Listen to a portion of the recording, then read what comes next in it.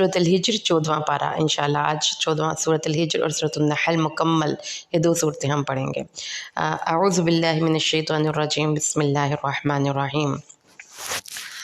अलिफ लाम रा तिल्क आयातुल किताबि व क़ुरआनिम मुबीन रुबमा यवद्दुल्लज़ीना कफ़रू लौ कानू मुस्लिमीन ज़रहुम यअकुलू व यतमत्तउ व युल्हिहिमुल अमलु फसौफ़ यअलमून।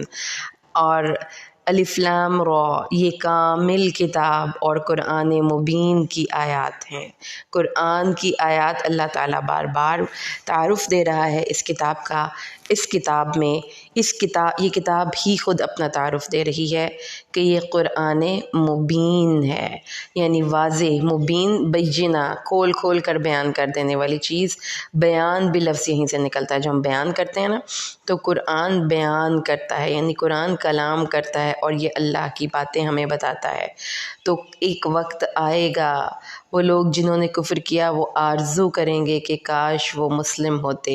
हदीस में आता है, नबी करीम सल्लल्लाहु अलैहि वसल्लम ने इरशाद फरमाया, क्योंकि ये मक्की सूरह मुबारक है ना, तो मुसलमान बड़े मगलूब थे उस वक़्त और उनको बड़े तकलीफ़ देते थे कुफ़ार। और उस वक़्त फिर अल्लाह ताला ने उनको ये तसल्ली दी है कि क़यामत का दिन होगा, लअल्ली हत्ता इज़ा जाअ अहदहुमुल मौत, जब किसी को मौत आ जाती है तो वो कहता है रब्बिरजिऊन, अल्लाह मुझे लौटा, लअल्ली अअमलु सालिहन, ताकि मैं अमल नेक करूँ वो जो मैं पीछे छोड़ के आया हूँ। अल्लाह ताला फरमाते हैं हरगिज़ नहीं, ये तो सिर्फ़ एक बात है जो उसके मुँह से निकलती है। और काश कि तू देखे वो हालत जब वो आग पर खड़े किए जाएँ तो कहेंगे ए काश हम वापस भेजे जाएँ। वला नुकज़्ज़िबा बिआयाति रब्बिना, और अपने रब की निशानियों को ना जुटलाएँ और हम मोमिन होते। और सबसे ज़्यादा हसरत ये उस वक़्त करेंगे जब मुसलमान जिन्होंने गुनाह किए होंगे उनको जहन्नुम से निकाल लिया जाएगा। अबू मूसा रवायत करते हैं, रसूल सल्लल्लाहु अलैहि वसल्लम ने फरमाया, जब अहले नार आग में जमा हो जाएंगे और उनके साथ अहले किबला में से भी वो लोग होंगे जिन्हें अल्लाह चाहेगा, तो कुफ़ार मुसलमानों से कहेंगे क्या तुम मुस्लिम नहीं थे? वो कहेंगे क्यों नहीं? कुफ़ार कहेंगे फिर तुम्हारे इस्लाम ने तुम्हें क्या फ़ायदा दिया कि तुम भी हमारे साथ आग में पहुंच गए? वो कहेंगे हमारे कुछ गुनाह थे जिसकी वजह से हम पकड़े गए। उन्होंने जो कुछ कहा अल्लाह उसे सुनेगा, और जो अहले किबला में से होंगे उनके मुतालिक हुक्म देगा तो वो निकाल लिए जाएंगे। तो जब जहन्नमी ये देखेंगे तो उस वक़्त वो ये ख्वाहिश करेंगे कि काश हम भी मुसलमान होते और हम भी इसी तरह निकाले जाते जिस तरह ये निकले हैं। तो अल्लाह ताला फरमाते हैं इनको छोड़ दो कि ये खा लें और मज़े उड़ा लें और झूठी आरज़ुएँ उनको अल्लाह की मुलाकात से गाफिल किए रखें। तो जो ये लंबी लंबी आरज़ुएँ हैं ना, कि नेकी के कामों को आप डिले करते रहते हैं और अपनी लाइफ में लंबी लंबी आरज़ुएँ रखते हैं, तो ये रसूल सल्लल्लाहु अलैहि वसल्लम ने फरमाया बदबख्ती की अलामत है कि आपको गफलत में रखती है और आप सही ट्रैक पर नहीं चल सकते। तो लंबी आरज़ुएँ और लंबी लंबी आरज़ुएँ, रसूल सल्लल्लाहु अलैहि वसल्लम ने फरमाया कि इंसान हर वक्त उसकी कोशिश, उसकी आरज़ू होती है और वो अपने आरज़ू के हसूल की कोशिश करता रहता है और उसके हसूल से पहले अजल उसकी रुकावट बन जाती है। तो इसलिए अल्लाह ने फरमाया कि ये लोग हैं जो कि अपनी ज़िंदगी में लंबी आरज़ुओं के सहारे पर ज़िंदगी बसर करते हैं कि ये भी कर लूँ, ये भी कर लूँ, औलाद के लिए भी ये बना लूँ, अपने मुस्तकबिल को सिक्योर कर लूँ, यहाँ पे ये प्लॉट ले लूँ, यहाँ पे ये कमेटी डाल दूँ, यहाँ पे ऐसे कर लूँ। यानी वो अपनी दुनिया के मुस्तकबिल को सिक्योर करते हैं, हालांकि उनको यकीन नहीं कि वो इस दुनिया में मुस्तकिल रहने वाले हैं। और फिर आगे चलें तो कुछ एतराज़ात हैं जो मुशरिकीन रसूल सल्लल्लाहु अलैहि वसल्लम के मुतालिक किया करते थे। वो कहा करते थे या अय्युहल्लज़ी नुज़्ज़िला अलैहि ज़िक्रु इन्नका लमजनून, ए वो जिस पर कुरान नाजिल किया गया है। अब देखें, जो आज मैंने आपको पहले कहा था कि कुरान हम छोटे इंसानों की ज़हन के मुताबिक उतरी हुई किताब है, जिसमें कि अल्लाह ताला एक बात को बार बार रिपीट करते हैं, और जो असूल कुरान में या जो सिचुएशंस या जो कैरेक्टर्स आप देखते हैं वो दरअसल यूनिवर्सल हैं। यानी वो कैरेक्टर्स आप दुनिया के हर मुल्क, हर जगह पे ट्रेस कर सकते हैं। अब जिसको आप नापसंद करते हैं उसको बुरे बुरे अलकाबात देते हैं, और ये भी एक नफ्सियात है।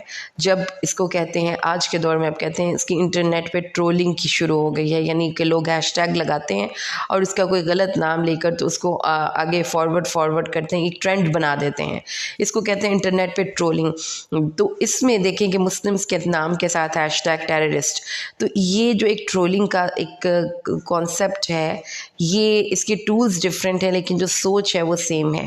رسول صلی اللہ علیہ وآلہ وسلم کی بھی ٹرولنگ کرتے تھے وہ لوگ، یعنی آپ کو مجنون کہتے تھے، آپ کو دیوانہ کہتے تھے، آپ کو بے وقوف کہتے تھے۔ اب دیکھیں کہ یہی وہ لوگ تھے جنہوں نے کہ 40 سال سے قبل رسول صلی اللہ علیہ وآلہ وسلم کو الصادق الامین کا ٹائٹل دیا ہوا تھا۔ اب سیم بندے کے دو ڈفرینٹ ٹائٹل بتاتے ہیں کہ آپ کی جو میں ہوں، مجھے سامنے والا بندہ جج کر رہا ہے، کریکٹ انٹینشنز نہیں ہے اس کی، اگر اس کے انٹرسٹس ہیں میرے ساتھ تو میں اس کے لیے آپ جناب ہوں، اور اگر میں کوئی سچ بات کہہ کے اس کو ناپسند ہوں تو میں ہی سیم بندہ اس کے لیے مجنون ہے، دیوانہ ہے، پاگل ہے، بے وقوف ہے۔ تو انہوں نے بھی یہی کہا کہ اس کو دیوانگی کا کوئی عارضہ ہے، اس کو دورے پڑتے ہیں، یہ پاگل ہو گیا ہے، یہ ساحر ہے، اور اس لیے اب یہ اس کی باتیں سنیں ہی نہ۔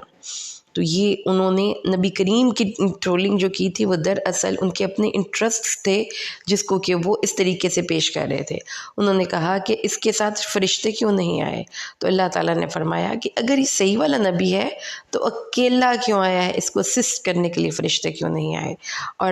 اور اللہ تعالیٰ نے فرمایا یہ جو ذکر ہے یعنی قرآن، یہ ہم نے نازل کیا ہے اور ہم ہی اس کے محافظ ہیں۔ انا نحن نزلنا الذکر وانا لہ لحافظون، اور ہم اس کی حفاظت کرنے والے ہیں۔ اور پھر انہوں نے رسول صلی اللہ علیہ وآلہ وسلم آپ سے پہلے جتنے بھی لوگ دین کا کام لے کر کھڑے ہوئے ہیں، کسی نے ان کو شاباشیاں نہیں دی، نہ ہار پھول پہنائے ہیں، ان کے ساتھ مذاق کے معاملات کیے گئے ہیں، ان کی باتوں کو ریجیکٹ کیا گیا ہے۔ وہ دنیا میں سب سے زیادہ باتیں برداشت کرنے والے تھے لوگوں کی طرف سے، لوگ متکبرین ان کی بات نہ سنتے تھے نہ ان کو کسی خاطر میں لاتے تھے۔ تو آپ بھی صبر کیجئے، یہ بار بار اللہ تعالیٰ نے بتایا ہے، اور یہ بھی بتایا ہے کہ جو مجرم لوگ ہیں جب ان کے سامنے آپ کوئی ذکر، کوئی اللہ کی بات کرتے ہیں تو وہ ان کے دل کے اندر نہیں جاتا، وہ ایک کان سے سنتے ہیں اور دوسرے کان سے نکال دیتے ہیں۔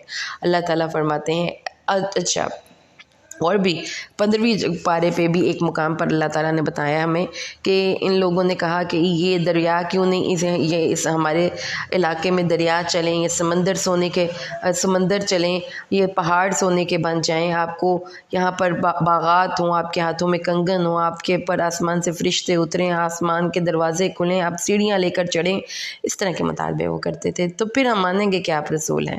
تو اللہ تعالیٰ نے فرمایا اگر ہم ان پر آسمان کے دروازے کھول بھی دیں اور وہ اس میں سیڑھی لگا کر چڑھ بھی جائیں اور پھر وہاں سے کتاب لے کر خود اتر بھی جائیں، بعد میں کہیں گے کہ ہماری آنکھوں پر جادو کیا گیا تھا اس لیے ہم نے پھر بھی نہیں ماننا۔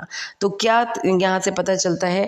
پتہ یہ چلتا ہے کہ میں نہ مانوں، جو فرعون والا کیریکٹر تھا نا، ریپیٹ ہوا نا یہاں پہ، وہی جو شیطان کا کیریکٹر تھا، وہ جو فرعون کا کیریکٹر تھا، جو اب یہ مشرکین مکہ کا کیریکٹر ہے۔ تو جو عادتیں ہوتی ہیں نا، جب اب ایک بندے کی عادت کو ٹریس کر لیں تو آپ کو پھر لوگوں کو ڈیل کرنا اور ان کی نفسیات کو سمجھنا آسان ہو جاتا ہے۔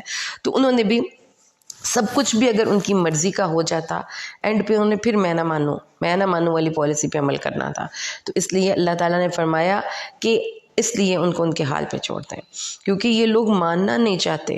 آپ کسی کو منوا اسی صورت میں سکتے ہیں جب وہ ماننے کے لیے آمادہ ہو، ورنہ اگر کوئی آپ سے مقابلے بازی کے لیے، آپ کو پریشان کرنے کے لیے یہ بات کرتا ہے تو اس کا مطلب تو پھر یہ ہوا کہ یہ لوگ جان بوجھ کر آپ کو تنگ کریں۔ اچھا جی، اس کے بعد آگے چلیں۔ آسمان میں برج ہیں، اور اب آپ کو بتا دیں قرآن ایک بڑی پیاری کتاب ہے، وہ ہمیں سیریں بھی کرواتی ہیں بڑی اچھی اچھی سی۔ تو اب سیر ہم کر رہے ہیں پہلے آسمان کی۔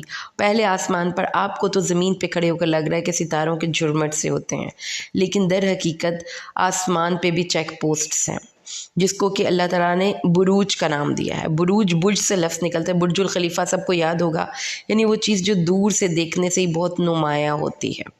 ٹھیک ہے. اور اسی سے پھر وہ ورڈ نکلتا ہے جو کہ اللہ تعالیٰ نے پردے کے وقت کہا ہے کہ لا تبرجنا تبرج الجاہلیت الاولی، مسلمان عورتوں کو کہ آپ نے اپنے آپ کو نمایاں نہیں کرنا، آپ کے باڈی پارٹس کو کسی بھی حوالے سے نمایاں نہیں کرنا. تو برج وہ چیز جو دور سے دیکھنے سے ہی نمایاں ہوتی ہے. تو وہ آسمان کے بیسیکلی چیک پوسٹس ہیں. اب وہ کیسے ہیں؟ وہ انشاءاللہ جب ہم فوت ہو کر جائیں گے نا مختلف جگہوں سے، انشاءاللہ جب ہم آسمان پہ جائیں گے اور اللہ تعالیٰ کے فرشتے ہمیں سلام کریں گے تو ہم دیکھیں گے یہ ساری چیزیں. تو میں تو یہ سوچتی رہتی ہوں کبھی کبھی کہ جس دن ہماری ڈیتھ ہوگی وہ ہماری زندگی کا بڑا اچھا دن ہوگا اگر ہم اللہ کے ساتھ گڈ ٹرمز پہ ہوں گے. ہم بڑی بڑی چیزیں دیکھنے والے ہیں، فرشتوں سے ملنے والے ہیں، آسمان کی سیر ہوگی، یہ برج دیکھیں گے آپ.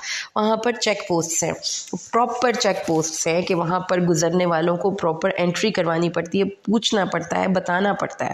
جیسا کہ آپ نے حدیث میں پڑھا، جب معراج کی حدیث میں پڑھا کہ فرسٹ آسمان پر جا کر پوچھا گیا کون ہے جبریل آپ کے ساتھ، یہ آئے ہیں کہ بلائے گئے ہیں. تو وہ وہاں پر پوری جیسے ہماری انٹری سسٹم ہوتا ہے، پوچھا جاتا ہے آپ کے آگے کیوں جا رہے. اب یہ سلسلہ تھا. اب یہاں تک ہمیں سمجھ میں آ گئی کہ آسمان میں زینت آپ کے دیکھنے کے لیے زینت ہے، لیکن بیسیکلی وہ چیک پوسٹس ہیں. اور دوسرا اس کا پرپس کیا ہے کہ اس میں جو مردود شیطان تھے وہ آسمان تک، یعنی کہ پہلے آسمان تک ان کی رسائی تھی، وہ جاتے تھے اور وہاں پر چھپ کے بیٹھ جاتے تھے اور پھر کان لگا کر فرشتوں کی باتیں سنتے تھے اور پھر آ کر زمین میں وہ جنہوں نے ان شیاطین اور جنات کو قابو کیا تھا ان کو بتاتے تھے. اب یہ قرآن کہتا ہے ہاں ایسا ہوتا ہے. اس سے آپ کو یہ پتہ چلتا ہے کہ جو شیاطین اور جنات ہیں ان کی جو پہنچ ہے وہ ہم انسانوں سے اوپر ہے. یہ پرواز بھی بڑی اونچی کر سکتے ہیں، یعنی کہ آسمان تک جا سکتے ہیں. تو اور پھر جب کوئی بھی شیطان کوئی اب چونکہ جب قرآن کا نزول ہونا تھا تو آسمان پہ یہ پہرے داری مزید سخت کر دی گئی. اب کوئی بھی شیطان کہیں پہ چھپ کے بیٹھتا ہے تو اگر وہ کوئی بات سننے کی کوشش کرتا ہے تو اس کو فرشتے ایک شعلہ مار کے بھگاتے ہیں، جس کو کہ آپ زمین پہ کھڑے ہو کر آپ کو لگتا ہے کہ کوئی شہاب ثاقب ہے، کوئی ستارہ ٹوٹا ہے. لیکن حقیقت میں وہ آسمان پہ وہ شیاطین ہوتے ہیں جو چھپ چھپ کے اللہ تعالیٰ کی باتیں سننے کی کوشش کرتے ہیں، اللہ کے فرشتوں کی. تو وہ اللہ کے فرشتوں کی جب وہ چھپ چھپ کے باتیں سننے کی کوشش کرتے ہیں تو ان کو وہ ایک طرح سے مار کر وہاں سے بھگایا جاتا ہے. تو یہ آسمان کے چیک پوسٹس ہیں جن کو کہ اللہ تعالیٰ نے برج کہا ہے. اس کے بعد اللہ تعالیٰ نے فرمایا ہے اور زمین ہم نے اس کو پھیلایا، مددناہا، اور ہم نے اس کو جیسے آپ اپنے گھر میں چادر نہیں بیڈ شیٹس اپنے بیڈ پہ بچھاتے، ایسے اللہ تعالیٰ نے زمین کو پراپر پہلے بچھایا. لیکن وہ ہل رہی تھی، وہ پانی پہ تھی، جب کوئی اس پہ چلتا تھا تو وہ ہلنے لگ جاتی تھی. پھر اس کو گاڑا، اس میں کیل اور میخیں ٹھونک دی اور وہ پہاڑ ہیں اس زمین کے. تو اس میں پھر اللہ تعالیٰ نے پہاڑ اور جتنے اوپر ہیں، اگر آپ اس فیلڈ کو اسٹڈی کریں گے تو یہ قرآن کی حقانیت ہے، 100% کریکٹ ہے کہ یہ زمین کو کے اینکرز ہیں، یعنی زمین کو یہ اپنی جگہ پر ٹھہرائے ہوئے ہیں. یہ پہاڑ اور یہ سارے سلسلے یہ ضروری ہیں زمین کو اپنی جگہ پر روکنے کے لیے. اور زمین چونکہ فضا میں ہے اور گردش کر رہی ہے، آپ کو پتہ ہے اس چیز کا، تو زمین کو پھر اس کی ساری چیزوں کو اس کی جگہ پر باندھنے کے لیے اللہ تعالیٰ نے پہاڑوں کو کیل بنا کر زمین کے اندر ٹھوک دیا ہے.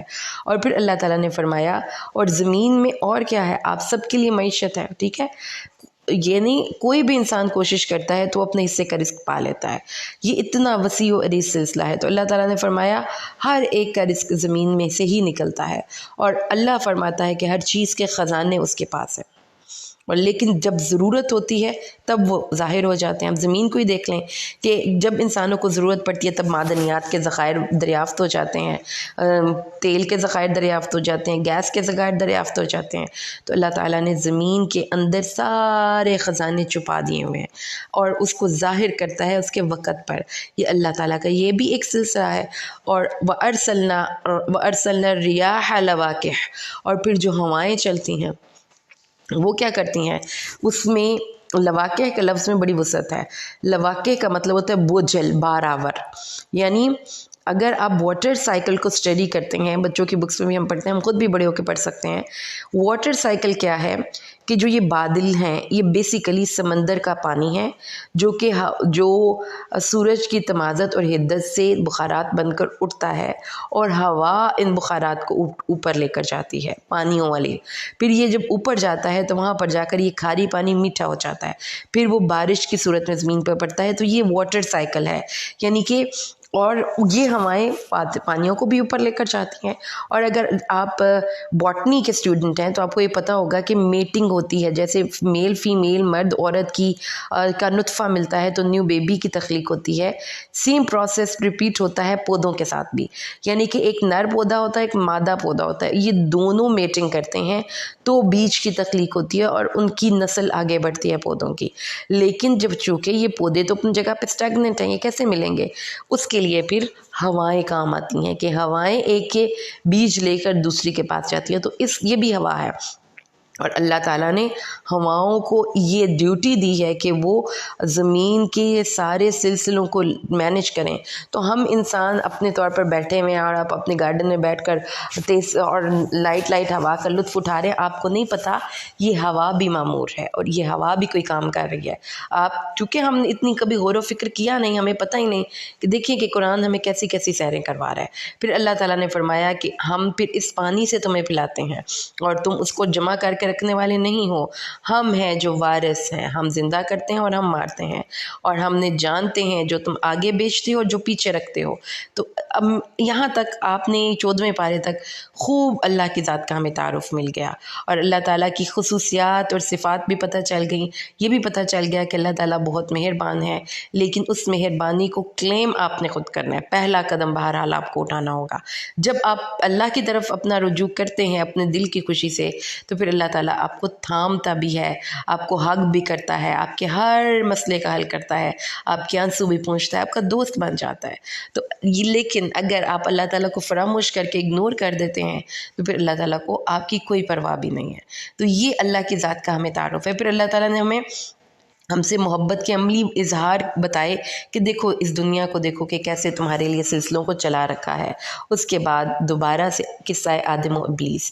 اب کوئی ایک مجھ سے کویسچن پوچھ سکتا ہے کہ قرآن میں ریپیٹیشن کیوں ہے اتنا؟ ہم نے پہلے پارے میں بھی پڑھا, ہم نے 8ویں پارے میں بھی پڑھا, اب ہم 14ویں پارے میں بھی پڑھ رہے ہیں. یہ ریپیٹیشن کیوں ہے؟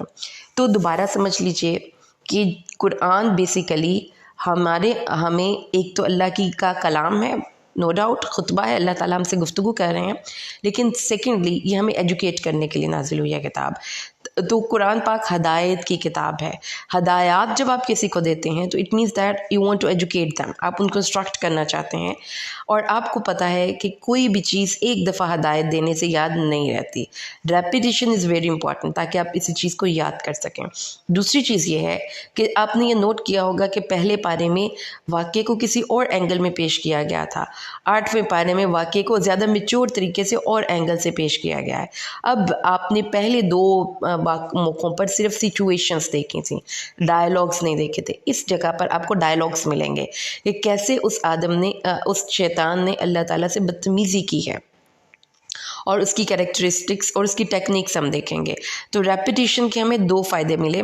نمبر 1 یہ کہ ریپیٹیشن سے وہ چیز آپ کو یاد کرنی آسان ہو جاتی ہے, اور دوسری چیز انسانی نفسیات میں ہے کہ جو چیز آپ بار بار سنتے ہیں وہ چیز آپ کے مائنڈ کا حصہ بن جاتی ہے. اسی نفسیاتی اصول کو ذہن میں رکھتے ہوئے اشتہارات بنائے جاتے ہیں, وہ ریپیٹ کرتے ہیں بار بار, اور اسی نفسیاتی اصول کے تحت اذان دی جاتی ہے کہ آپ جو بھول جاتے ہیں آپ ریپیٹڈلی کوئی چیز سن لیں تو آپ کو بغیر یاد کیے وہ چیز یاد ہو جاتی ہے. اب آئیے ہم قصہ آدم و ابلیس پہ آتے ہیں. ہم نے انسان کو سلسال یعنی کھنکھناتے ہوئے گاڑے, سیاہ گارے سے سڑے گارے سے پیدا کیا. ایک جگہ پہ اللہ کہتا ہے مٹی سے پیدا کیا, ایک جگہ سے اللہ تعالیٰ کہتے ہیں گارے سے پیدا کیا, ایک جگہ اللہ تعالیٰ کہتے ہیں چپاتے ہوئے گارے سے. تو یہ بیسیکلی ڈفرینٹ سٹیجز ہیں. جب وہ بالکل خشک تھی تو مٹی تھی, جب اس کو اللہ تعالیٰ نے گوندھ دیا اور تھوڑی دیر کے لیے رکھ دیا تو وہ سڑے ہوئے گارے کی شکل اختیار کر گیا. پھر اس کے بعد جب اللہ تعالیٰ نے اس کو ڈھالا تو وہ انسان کی شکل اختیار کر گیا. اور جنوں کو دیکھیں یہاں پہ اس پہلی دفعہ ہمیں پتہ چلا ہے کہ جنات کی تخلیق ہوئی ہے بے دھوئیں کی آگ سے, آگ کی لپٹ اور شعلے سے وہ پیدا ہوئے, اس لیے ان میں تیزی ہوتی ہے زیادہ کمپیریٹیولی انسانوں کی نسبت. ٹھیک ہے, اور جب کہا تیرے رب نے فرشتوں سے میں پیدا کرنے والا ہوں، اللہ نے اپنے ارادے کا اظہار کیا، میں ایک انسان کو پیدا کرنے والا ہوں جو ایک کنکناتے ہوئے سڑے گارے سے بنے گا، جب میں اس کو اس کے اعضاء کو درست کر کے اس میں اپنی روح پھونک دوں۔ اب دو چیزیں ہیں ہمارے اندر، ایک تو مٹی، وہ آپ نے دیکھ لیا کہ وہ اتنی گندی بدبودار مٹی تھی جو کہ ہماری اصل ہے، لیکن وہاں پر اب دیکھیں کہ امتزاج کیسا حسین ہے انسان کے اندر۔ ایک طرف تو اتنی عاجزی ہے کہ وہ مٹی کا بھی گلا سڑا پارٹ، اور دوسری طرف اللہ کی روح، اللہ تعالیٰ کی۔ تو جو فرشتوں نے سجدہ کیا تھا وہ مٹی کو نہیں کیا تھا، فرشتوں نے سجدہ کیا تھا اللہ کی روح کو جو اللہ کی طرف سے انسان کے اندر آئی ہے۔ فَإِذَا سَوَّيْتُهُ، جب میں اس کو درست کر دوں، وَنَفَخْتُ فِيهِ مِن رُوحِي، اور اپنی روح میں سے کچھ اس میں پھونک دوں، فَقَعُوا لَهُ سَاجِدِينَ، تو اس کو سجدہ کرنا۔ فرشتوں کو اللہ تعالیٰ نے کہا کہ یہ دو چیزوں کا امتزاج ہے، تو یہی وجہ ہے کہ انسان کے اندر دو کی ہر چیز کے دو پہلو ہیں، اور اللہ تعالیٰ کی بھی صفات جو ہیں وہ مکمل اسی طرح ہوتی ہیں۔ اگر اللہ رحمان ہے، بہت مہربان ہے، تو اس کی صفت کا دوسرا پہلو ہے وہ جبار بھی ہے۔ اگر آپ اس کی رحمت اور مہربانی کو فور گرانٹیڈ لے رہے ہیں اور پرواہ نہیں کرے اللہ تعالیٰ کی، تو اللہ تعالیٰ کمزور نہیں ہے، وہ پکڑنے پر بھی قادر ہے۔ تو اس طرح انسان کے اندر بھی عاجزی اور تکبر کا جو ہے، اور تکبر کہہ لیں یا عاجزی اور بلندی، ان دونوں کا ایک کمپیریزن، ایک اس کو بیلنس میں رکھنا ہی دراصل زندگی ہے۔ اسی لیے جو دین راہ مستقیم ہے وہ اس کا روٹ ہی قامہ یقوم و اقامہ، مطلب وہ چیز جو بیلنس میں ہو، جو سیدھی کھڑی ہو، جو نہ ادھر جھکے نہ ادھر جھکے۔ تو یہاں پر آپ نے یہ دیکھ لیا، انہوں نے اللہ تعالیٰ فرشتوں نے سب نے سجدہ کیا مگر ابلیس ابا ان یکون مع الساجدین۔ سب سے پہلی بات، ابلیس کا جو روٹ ہے نا ورڈ کا، وہ ہے نا امید، یعنی کہ وہ اب اس کو امید اس کی ختم ہو چکی ہے۔ اب جب اس کی اپنی امید ختم ہو چکی ہے، اب وہ آپ کی امید بھی ختم کرنے کے لیے آپ کے پیچھے۔ اسی لیے جب آپ دعا کرنے لگتے ہیں تو آپ کو ابلیس کہتا ہے کیا فائدہ دعا کرنے کا، اللہ نے تو سننی نہیں، تم تو اتنے گناہ گار ہو۔ کبھی کبھی ابلیس آپ کو نا امیدی سے پکڑتا ہے۔ امید بہت بڑا سہارا ہے ایک مومن کا، اور اللہ کی رحمت سے نا امید کافر ہوا کرتے ہیں، وہ خود نا امید ہے، اس نے انکار کر دیا۔ نا امید، ابلیس کا لفظی مطلب ہی نا امید ہے، اس نے انکار کر دیا، اور انکار کس بیس پر کیا؟ تکبر کی بیس پر۔ اب اس کا ذرا آرگیومنٹ سنیں، اس نے کہا میں اس بشر کو سجدہ نہیں کروں گا جس کو تو نے، اب ورڈ بھی سیم ہے، کھنکھناتے ہوئے سڑے ہوئے گارے سے پیدا کیا ہے۔ اب اس کو کیسے پتا تھا؟ وہ جاسوسیاں کر رہا تھا، چھپ چھپ کے سارے پروسیسز کو دیکھ رہا تھا۔ اللہ تعالیٰ نے فرمایا یہاں سے نکل جا، حکم دولی کی نا۔ اب اللہ کو کوئی نہیں پوچھ سکتا کہ اس نے تو اتنی عبادت کی تھی تو اس کی عبادت کو کیوں ریجیکٹ کیا؟ تکبر کی بنیاد پر اللہ نے اس کی عبادت کو ریجیکٹ کر دیا، اور تجھ پر قیامت کے دن تک اب میری رحمت سے دوری ہے۔ اس نے کہا، سوری نہیں کیا، ایکسیپٹ کر لیا کہ یہی ٹھیک ہے، اب کیا مجھے اللہ تعالیٰ بس اتنی سی مہلت دے کہ میں قیامت کے دن تک جیتا رہوں۔ اللہ نے کہا جاؤ، تمہیں مہلت دی گئی۔ ہمارا رب سخی ہے، اللہ تعالیٰ نے اس کی دعا بھی سن لی، تمہیں ایک وقت مقرر تک مہلت ملی۔ اب یہ ہے فالس لاجک جو یہاں پہ شیطان نے جس کا سہارا لیا ہے خود کو جسٹیفائی کرنے کے لیے، ٹھیک ہے؟ غلطی کے بعد اس کی جسٹیفیکیشنز پیش کرنا اور خود کو فالس لاجک کی بنیاد پر جسٹیفائی کرنا، یہ ہم میں سے ہر بندہ کرتا ہے۔ میں کہتی ہوں کوئی ایک بندہ ایسا نہیں جو انسٹنٹلی اگر اس سے غلطی ہو تو سوری میری غلطی تھی، واقعی میری غلطی تھی، وہ تعویلیں دے گا، وہ جسٹیفائی کرے گا کہ نہیں تم نے بھی تو کیا تھا نا ایسے۔ تب یہ بھی شیطان کا ایک ٹرک ہے جس سے وہ ہمیں پکڑتا ہے۔ شیطان نے اللہ سے کہا بِمَا أَغْوَيْتَنِي، یعنی کہ اپنا گمراہی اور گناہ اللہ کے سر پہ تھوپ کرنے لگا، اللہ تعالیٰ جو تم نے مجھے گمراہ کیا ہے۔ اب اس کو اللہ نے گمراہ نہیں کیا تھا، لیکن یہ فالس لاجک کا وہ سہارا لے رہا ہے خود کو جسٹیفائی کرنے کے لیے۔ میں ضرور ان کو زمین میں مزین کروں گا اور میں ان سب کو لأغوینہم، اس کا روٹ ذرا چیک کریں، اغوینہ اور اغوا سیم ورڈ ہے نا۔ اللہ تعالیٰ اب وہ اس کے ذرا طریقہ کار کو سمجھیں ہم. میں ان سب کو اغوا کروں گا کس وجہ سے؟ اب چھوٹا بچہ ہمارے گھر سے جاتا ہے، یہ جو پیچھے ہمارے علاقوں میں اغوا کے بہت سے کیسز ہوئے، تو ہم کیا سمجھاتے تھے اپنے بچوں کو کہ بیٹا اجنبی سے کوئی چاکلیٹ ٹافی لے کر آپ نے نہیں کھانی. اگر کوئی اجنبی آپ سے کہتا ہے کہ آپ کے پاپا یا آپ کے چاچو ادھر کھڑے ہیں اور آپ کو بلا رہے ہیں، آپ نے ان کے ساتھ نہیں جانا. اور اگر آپ کو کوئی کہتا ہے اسکول میں کہ آپ کے رکشہ ڈرائیور نہیں آئے، ماما نے آپ کو مجھے بھیجا لینے کے لیے، آپ نے اس کے ساتھ بھی نہیں جانا. اس کی وجہ کیا تھی کہ وہ ان کو بہت سی ایسی چیزیں جو غلط ہیں وہ مزین کر کے دکھاتے ہیں. بچے چھوٹے ہیں، ان کو سمجھ میں نہیں آتی، پھر وہ اغوا کار ان کو اپنے ساتھ لے جاتے ہیں. تو یہ ایک پروسیس، ایک پورا طریقہ کار ہے. مچھلیوں کو جب آپ پکڑتے ہیں تو کیا کرتے ہیں، ان کے جو آگے وہ کانٹا سا ہوتا ہے اس کے آگے چھوٹی مچھلی لگاتے ہیں. تو بڑی مچھلی جب اس مچھلی کو کھانے کے لیے اس کی طرف اٹریکٹ ہوتی ہے تو وہ اس کو پکڑ لی جاتی ہے. تو جو ہم چوہوں کو پکڑتے ہیں کڑکیاں لگا کے، کیا کرتے ہیں، ان کو بھی ہم ایک بیٹ دیتے ہیں. تو یہ پکڑنے کا طریقہ ہے. سمجھ آ گئی کہ ہمیں یہ مزین کر کے دکھائے کہ دیکھو یہ کتنا خوبصورت ہے، اور پھر آ جاؤ آ جاؤ آ جاؤ آ جاؤ آ جاؤ آ جاؤ آ جاؤ آ جاؤ، اور یہ کہتے ہوئے وہ راہ مستقیم سے ہمیں نیچے پگ ڈنڈی پہ اتار لے اور پھر اپنے ساتھ لے جائے، آ جاؤ آ جاؤ آ جاؤ آ جاؤ، اور اینڈ پہ دوزخ ہو. یہ اس کا طریقہ کار ہے.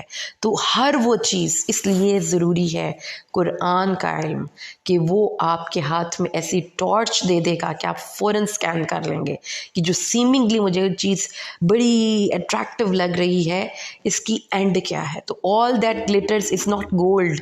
یہ شیطان ہمیں گلیٹرنگ چیزوں کو، اور یہ جو ہم نے پڑھا نا پیچھے کہ ان کو ملمہ کی ہوئی چیزیں، اور جو ہم دجال کا لفظ بھی پڑھتے ہیں کہ دجالی فتنے، دجل سے ورڈ نکلتا ہے، یعنی ان کو دیکھنے میں چیز کچھ ہے لیکن اس کا آؤٹ کم ڈفرینٹ ہے.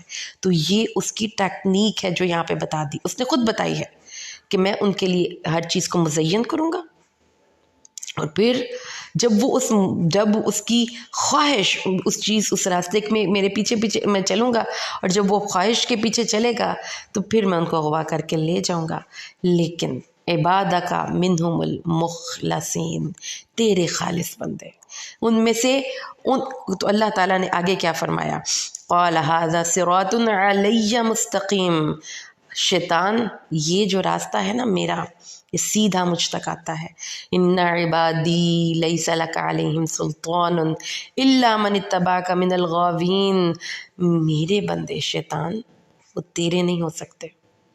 یہ کانفیڈنس ہے اللہ کو اپنے ان بندوں پر جس کو اللہ تعالیٰ نے کہا ہے شیطان کو جہاں سے جرا تیرا دل کرتا ہے ان کو بہکانے کی کوشش کر کے دیکھ لے، میرے بندے پلٹ کے میرے پاس آئیں گے. اسی لیے پھر حدیث میں آتا ہے کہ شیطان نے اللہ سے وہ جو مہلتیں مانگی ہیں نا، اگر ہم اس کی تفسیر کرنے بیٹھیں تو وہ ہمارے خون کے اندر بھی جا سکتا ہے، ہمارے دل تک بھی جا سکتا ہے، وہ ہمارے کانوں میں وسپر کر سکتا ہے.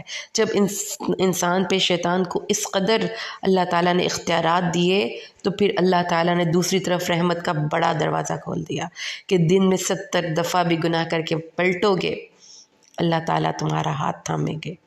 آپ کا اپنا بچہ ہو، باہر سے ہاتھ گندے کر کے، منہ گندا کر کے آئے، کتنا کو ڈانٹ لیتے ہیں اس کو آپ، پھر بھی اس کو آپ لے جا کر واش روم میں اس کا منہ ہاتھ دھلاتے ہیں، اس کے کپڑے چینج کرواتے ہیں، وہ پھر گندے کر کے آتے ہیں، پھر ڈانٹ کے پھر اس کو صاف کرتے ہیں. تو وہ تو ہمارا رب ہے، ہم کتنا کو میس کر سکتے ہیں. تو جو نا امیدی ہے نا اللہ کی طرف سے، یہ بھی بہت بڑا ہتھیار ہے شیطان کا. وہ کہتے ہیں اللہ نے تو تمہیں معافی نہیں کرنا، تمہیں معافی مل ہی نہیں سکتی. تو اللہ تعالیٰ نے پھر یہ سارا پروسیس ہمیں سمجھا دیا، فرمایا جو تمہارے پیچھے چلیں گے پھر وہ جہنم کے لیے ہی پیدا کیے گئے تھے، وہ دراصل میرے بندے تھے ہی نہیں. اب دیکھیں ذرا کہ نہ ہم اس دنیا میں آئے، نہ ہم ابھی آدم کی پشت میں ہیں، لیکن ہمارے بہاف پر اللہ نے شیطان کو کہا کہ چیلنج ہے تمہیں، جو میرے بندے ہیں وہ تیرے نہیں ہو سکتے. پوچھیں کیا اللہ کا مان رکھیں گے؟ جو اللہ نے ہمارے مان پر شیطان کو کہا تھا کہ جو میرے بندے ہیں وہ تیرے نہیں ہو سکتے، تو کیا اپنی آنکھوں کی حفاظت کریں گے کہ شیطان کے پیچھے لگیں گے؟ کیا اپنی حرام کے پیچھے تو نہیں چلیں گے؟ اللہ تعالیٰ کو ہم پر مان تھا، یہ پیار بھرا مان، اس کو آپ نے برقرار رکھنا ہے. اور اللہ تعالیٰ آگے فرماتا ہے پھر متقین کے لیے جنات ہیں اور باغات ہیں، اور جنات وعیون، سبحان اللہ، چشمے بھی ہوں گے. آپ نے پہلے پیچھے پڑھا نا، اس میں نہریں ہوں گی، اب جنت میں مختلف چشمے بھی ہوں گے، جیسا کہ سلسبیل کا چشمہ ہے، زنجبیل کی جس میں کافور اور زنجبیل کی آمیزش والے چشمے ہیں، اور تسنیم نامی چشمہ ہے، اور صرف جنت میں باغ ہی نہیں ہوں گے، وہاں پہ بہت خوبصورت خوبصورت چشمے بھی ہوں گے۔ اللہم اجعلنا منہم برحمتک، اللہ فرمائے گا امن کے ساتھ یہاں پہ داخل ہو جاؤ، سلامتی کے ساتھ۔ اور جنتی لوگوں کا میں جنت وہ آپ اس دنیا میں رہ کے نا اس کی خوشی کو امیجن نہیں کر سکتے، کہ جو تو وہاں پہ فزیکل خوشیاں ہوں گی جو نفسیاتی خوشیاں ہوں گی، سینس آف اچیومنٹ، آپ کو جو ایک کام مکمل کر کے اچیومنٹ کا ایک سینس ملتی ہے۔ پھر جنتی کمپنی، ہر بندہ اس قدر حسین، آپ کے ارد گرد کوئی دو چار بڑے اچھی عادتوں والے بندے ہوں نا، آپ کا اس جگہ پہ جانے دل لگ جاتا ہے۔ اپنی جاب پلیس پہ، آپ کے گھر میں، آپ کی ہمسائیگی میں کوئی اچھی عادتوں والے لوگ ہوں جو کسی کی برائی نہیں کرتے، جو آپ کے ساتھ اچھے طریقے سے چلتے ہیں، آپ اس جگہ کو پہ رہنا آسان ہو جاتا ہے۔ تو جنتی سارے کے سارے ہی ایسے ہوں گے، ایک دوسرے کے ساتھ احساس کرنے والے، بھلائی کے ساتھ اچھے الفاظ کا استعمال کرنے والے، اور ان کے سینوں میں کسی کے خلاف کوئی بغض نہیں ہوگا، کوئی کینہ نہیں ہوگا، اور وہ سب بھائی بھائی بن کر آپس میں تختوں پہ ایک دوسرے کے سامنے بیٹھے ہوں گے۔ حضور صلی اللہ علیہ وآلہ وسلم نے فرمایا ہے کہ جنتیوں کے دل ایک آدمی کی طرح ہوں گے، نہ ان میں کوئی بغض ہوگا، نہ کوئی اختلاف ہوگا، اور فرمایا مومن آگ سے بچ کر آئیں گے تو جنت اور جہنم کے درمیان ایک پل پر روک لیے جائیں گے۔ پھر دنیا میں ان کے ایک دوسرے پر مظالم کا قصاص ان کو دلوایا جائے گا، یہاں تک کہ جب ان کی پوری تراش خراش کر دی جائے گی اور خوب پاک صاف ہو جائیں گے تو ان کو جنت میں داخلے کی اجازت ملے گی۔ تو وہاں پر تو میک اپ شروع ہی دل کی صفائی سے ہوگا۔ سبحان اللہ، اللہم انا نسألک الجنت الفردوس، اللہ ہمیں اس جنت کا وارث بنا دے، اور ان کو کوئی تھکاوٹ نہیں چھوئے گی اور وہ اس میں کبھی نکالے نہیں جائیں گے۔ رسول صلی اللہ علیہ وسلم نے فرمایا ایک منادی پکارے گا، بے شک تمہارے لیے یہ ہوگا ہے جنت والو کہ تم تندرست رہو گے، کبھی بیمار نہیں ہوگے، اور تمہارے لیے یہ ہوگا کہ تم زندہ رہو گے، تمہیں کبھی موت نہیں آئے گی، اور تمہارے لیے یہ ہوگا کہ تم ہمیشہ جوان رہو گے، کبھی بوڑھے نہیں ہوگے، اور تمہارے لیے یہ طے ہو چکا تم ہمیشہ خوشحال رہو گے، کبھی تنگی اور تکلیف نہیں اٹھاؤ گے۔ اور قرآن کہتا ہے وَنُودُوا أَن تِلْكُمُ الْجَنَّةُ أُورِثْتُمُوهَا، اور ان کو پکارا جائے گا کہ یہ ہے وہ جنت جس کے تم وارث بنائے گئے۔ جب جنتی جنت میں اور جہنمی جہنم میں چلے جائیں گے تو موت کو ایک مینڈھے کی شکل میں لایا جائے گا، اسے جنت اور جہنم کے درمیان رکھ دیا جائے گا، پھر اسے ذبح کر دیا جائے گا، پھر ایک منادی اعلان کرے گا اے جنت والو اب موت نہیں، اے آگ والو اب موت نہیں۔ جنت والوں کی خوشی اور بڑھ جائے گی اور آگ والوں کا غم اور ہو جائے گا۔ میرے بندوں کو بتا دو، میرے بندوں کو بتا دو، مومنوں کو نہیں، نبے عبادی، میرے بندے جن کو اللہ نے اپنے ہاتھ سے بنایا، جن سے اللہ محبت کرتا ہے، جن کے لیے اس کتاب کو اتارا، مت نا امید ہو اللہ کی رحمت سے، انی انا الغفور الرحیم، میں ہوں بخشنے والا، میں ہوں مہربان۔ حضور اکرم صلی اللہ علیہ وسلم نے ارشاد فرمایا اگر مومن جان لے کہ اللہ کے پاس کتنا بڑا دوزخ میں سزا ہے تو وہ جنت کا طمع نہ رکھے، اور اگر کافر یہ جان لے کہ اللہ کی رحمت کتنی بڑی ہے تو وہ کبھی اللہ کی رحمت سے نا امید نہ ہو۔ اللہ فرماتا ہے اور میرا عذاب وہی دردناک عذاب ہے۔ تو یہ صفت مکمل ہوتی ہے ایسے، صرف اللہ کی رحمت کو ذہن میں رکھیں اور عذاب سے نہ ڈریں تو بھی زندگی آپ کے ٹریک پہ نہیں رہ سکتی، اور صرف یہ سوچتے رہیں کہ اللہ تعالیٰ عذاب دیتے ہیں، اس کی رحمت کی امید نہ رکھیں تو بھی زندگی ٹریک پہ نہیں رہ سکتی۔ بیلنس، اللہ تعالیٰ کی رحمت کی امید بھی رکھیں اور اس کے عذاب سے بھی ڈریں، اور اللہ تعالیٰ سے یہ امید رکھیں کہ اللہ ہمارے سارے گناہ بخش دے گا، اور پھر لیکن ایٹ دا سیم ٹائم اس کی ناراضگی سے بھی بچیں، اور ان کو خبر دے دو ابراہیم کے مہمانوں کی۔ جب وہ داخل ہوئے، پڑھ کے آئے ہیں نا پیچھے سارا، حضرت ابراہیم کے پاس کچھ مہمان آئے تھے جو فرشتوں کی شکل میں تھے لوط کی قوم کے لیے عذاب کی خوشخبری لے کر، تو پہلے وہ حضرت ابراہیم کے گھر گئے، وہاں پہ ان کو بیٹے کی خوشخبری دی۔ جب وہ اس کے پاس داخل ہوئے تو انہوں نے کہا السلام علیکم، مہمانی کے آداب سیکھیے۔ السلام قبل الکلام، کسی بھی بات کو شروع کرنے سے پہلے السلام علیکم۔ وہ داخل ہوئے تو انہوں نے کہا، ان کے لیے وہ بھنا ہوا بچڑا لائے، آپ کو سب کو یاد ہوگا، ہم نے بھی پڑھا ہے 12ویں سپارے میں۔ تو انہوں نے کہا کہ خوف زدہ نہ ہو جائیے، ہم آپ کو ایک بہت علم والے لڑکے کی خوشخبری سناتے ہیں۔ ان کو بڑھاپے میں خوشخبری آئی، اور پھر انہوں نے کہا کہ کیا بڑھاپے میں مجھے ایک اولاد کی خوشخبری دیتے ہو؟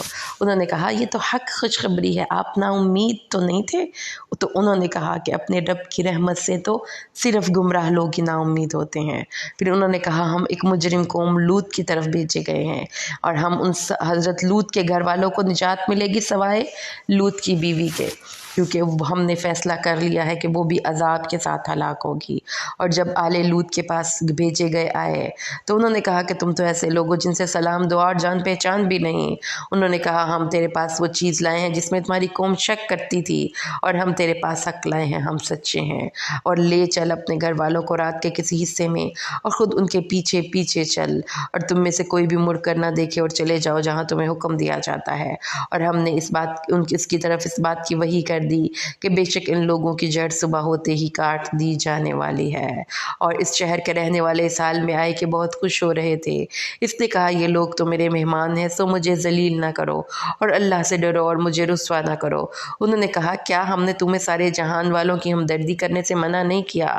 اس نے کہا یہ میری بیٹیاں ہیں، اگر تم ان سے نکاح کرنے والے ہو۔ تیری جان کی قسم اے نبی، اس وقت وہ اپنی مدہوشی میں بدمست ہو رہے تھے،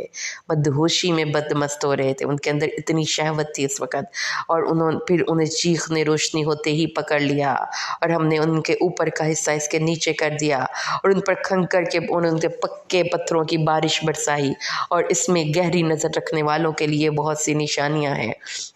اور یہ راستے پر آباد ہے۔ یہ راستہ کون سا تھا؟ یہ شام یا عراق سے مصر جاتے وقت جو قافلے تھے، اس راستے میں ان کی بستیاں پڑتی تھیں، اور ان کی تباہی کے آثار دیکھ کر رسول صلی اللہ علیہ وسلم وہاں سے جب گزرتے تو کہتے کہ یا تو روتے ہوئے گزرو یا رونے والا منہ بنا کر گزرو۔ یہ وہ بستیاں ہیں جو اللہ کے عذابوں سے ہلاک ہوئی ہیں، اور ایکا والے بھی ظالم تھے، اور ہم نے بدلہ لیا۔ تو وہ دونوں بستیاں بھی ظاہر راستے پر موجود ہیں۔ اور ہجر والے، یہ جو سورت کا نام ہے، سورت اصحاب الحجر، ہجر والوں نے بھی رسولوں کو جھٹلایا۔ ہجر یعنی پتھر والے لوگ جو اپنے پتھروں سے تراش کر گھر بناتے تھے، ہم نے ان کو نشانیاں دیں تو وہ بھی منہ پھیرنے والے تھے، وہ اپنے پہاڑوں سے تراش کر گھر بناتے تھے، ان کو بھی صبح ہوتے چیخ نے پکڑ لیا، اور ان کے کسی کام نہ آیا جو وہ کمایا کرتے تھے۔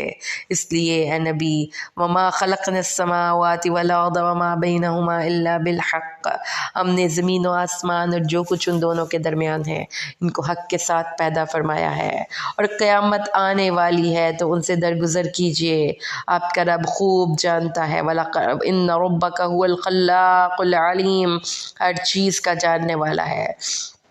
ہم نے آپ کو 7 آیتیں بار بار دہرائی جانے والی یعنی سورۃ الفاتحہ اور قرآن مبین دیا ہے۔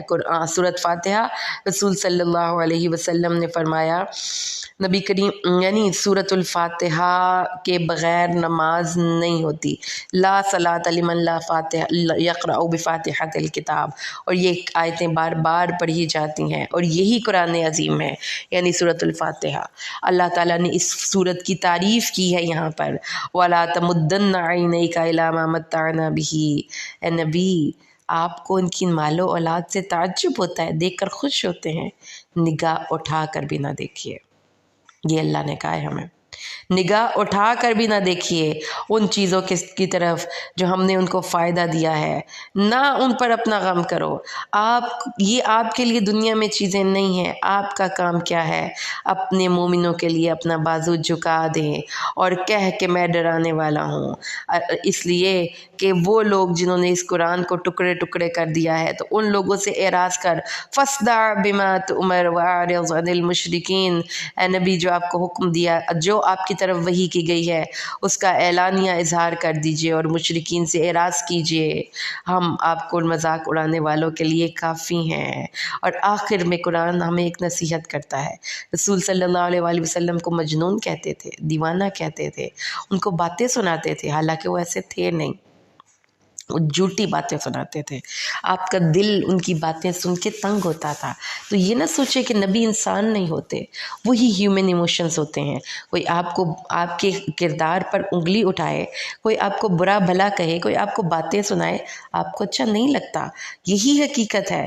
لیکن اس کا پھر اللہ تعالیٰ نے کیا بتایا اپنے نبی کو، کیسے اس چیز کو پہ آپ نے کمپنسیٹ کر اپنے آپ پہ قابو ڈالنا ہے، اس چیز کو کیسے آپ نے برداشت کرنا ہے۔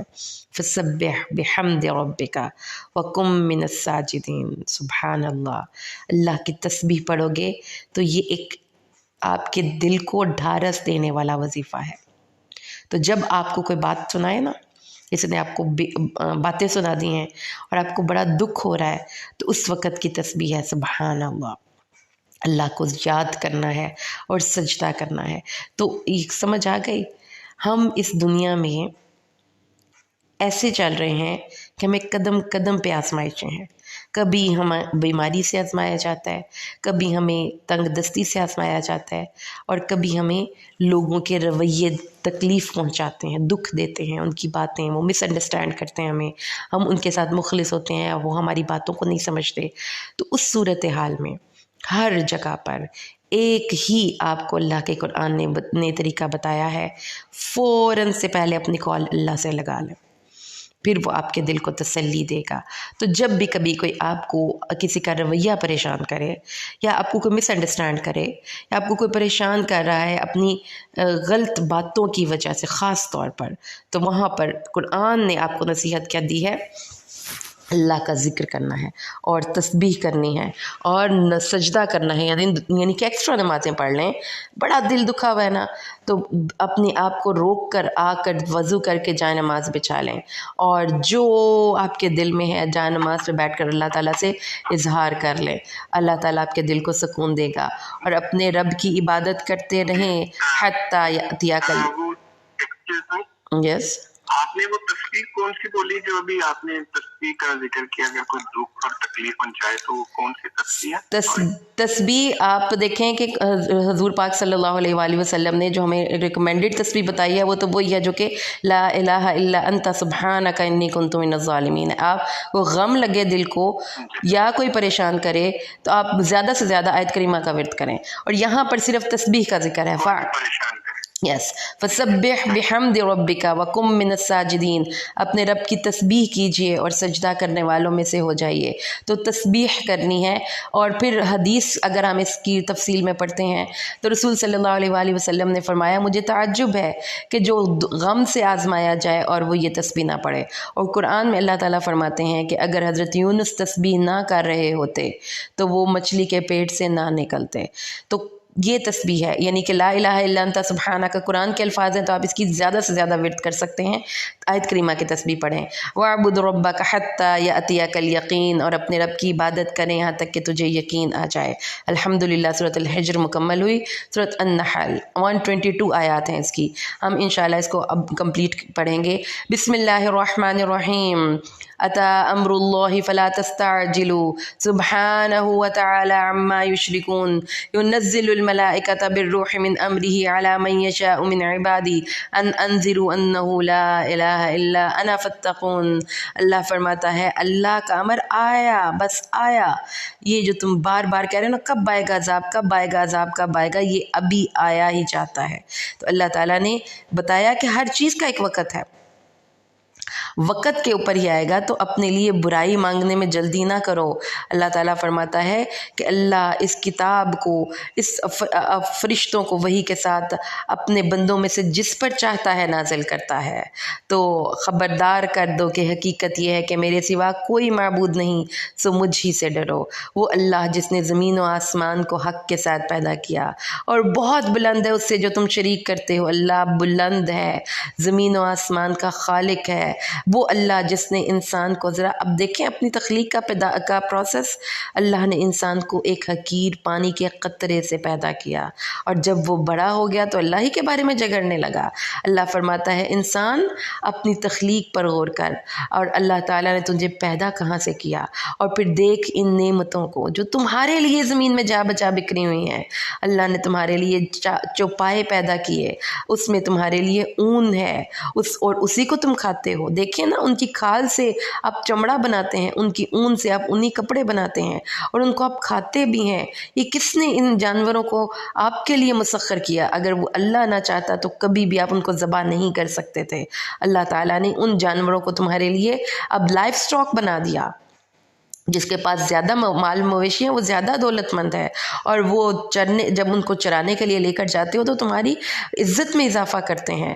پھر وہ تمہارے لیے بار بردار جانور ہیں, ایک جہاں پر تم خود نہیں پہنچ سکتے وہاں پہ وہ تمہارا سامان اٹھا کر جاتے ہیں. پھر وہ والخیلہ گھوڑے, والبغالہ اور خچر, والحمیرہ اور گدھے, یہ سب اس لیے پیدا کیے کہ تم ان پر سوار ہو اور وہ تمہاری زینت ہیں.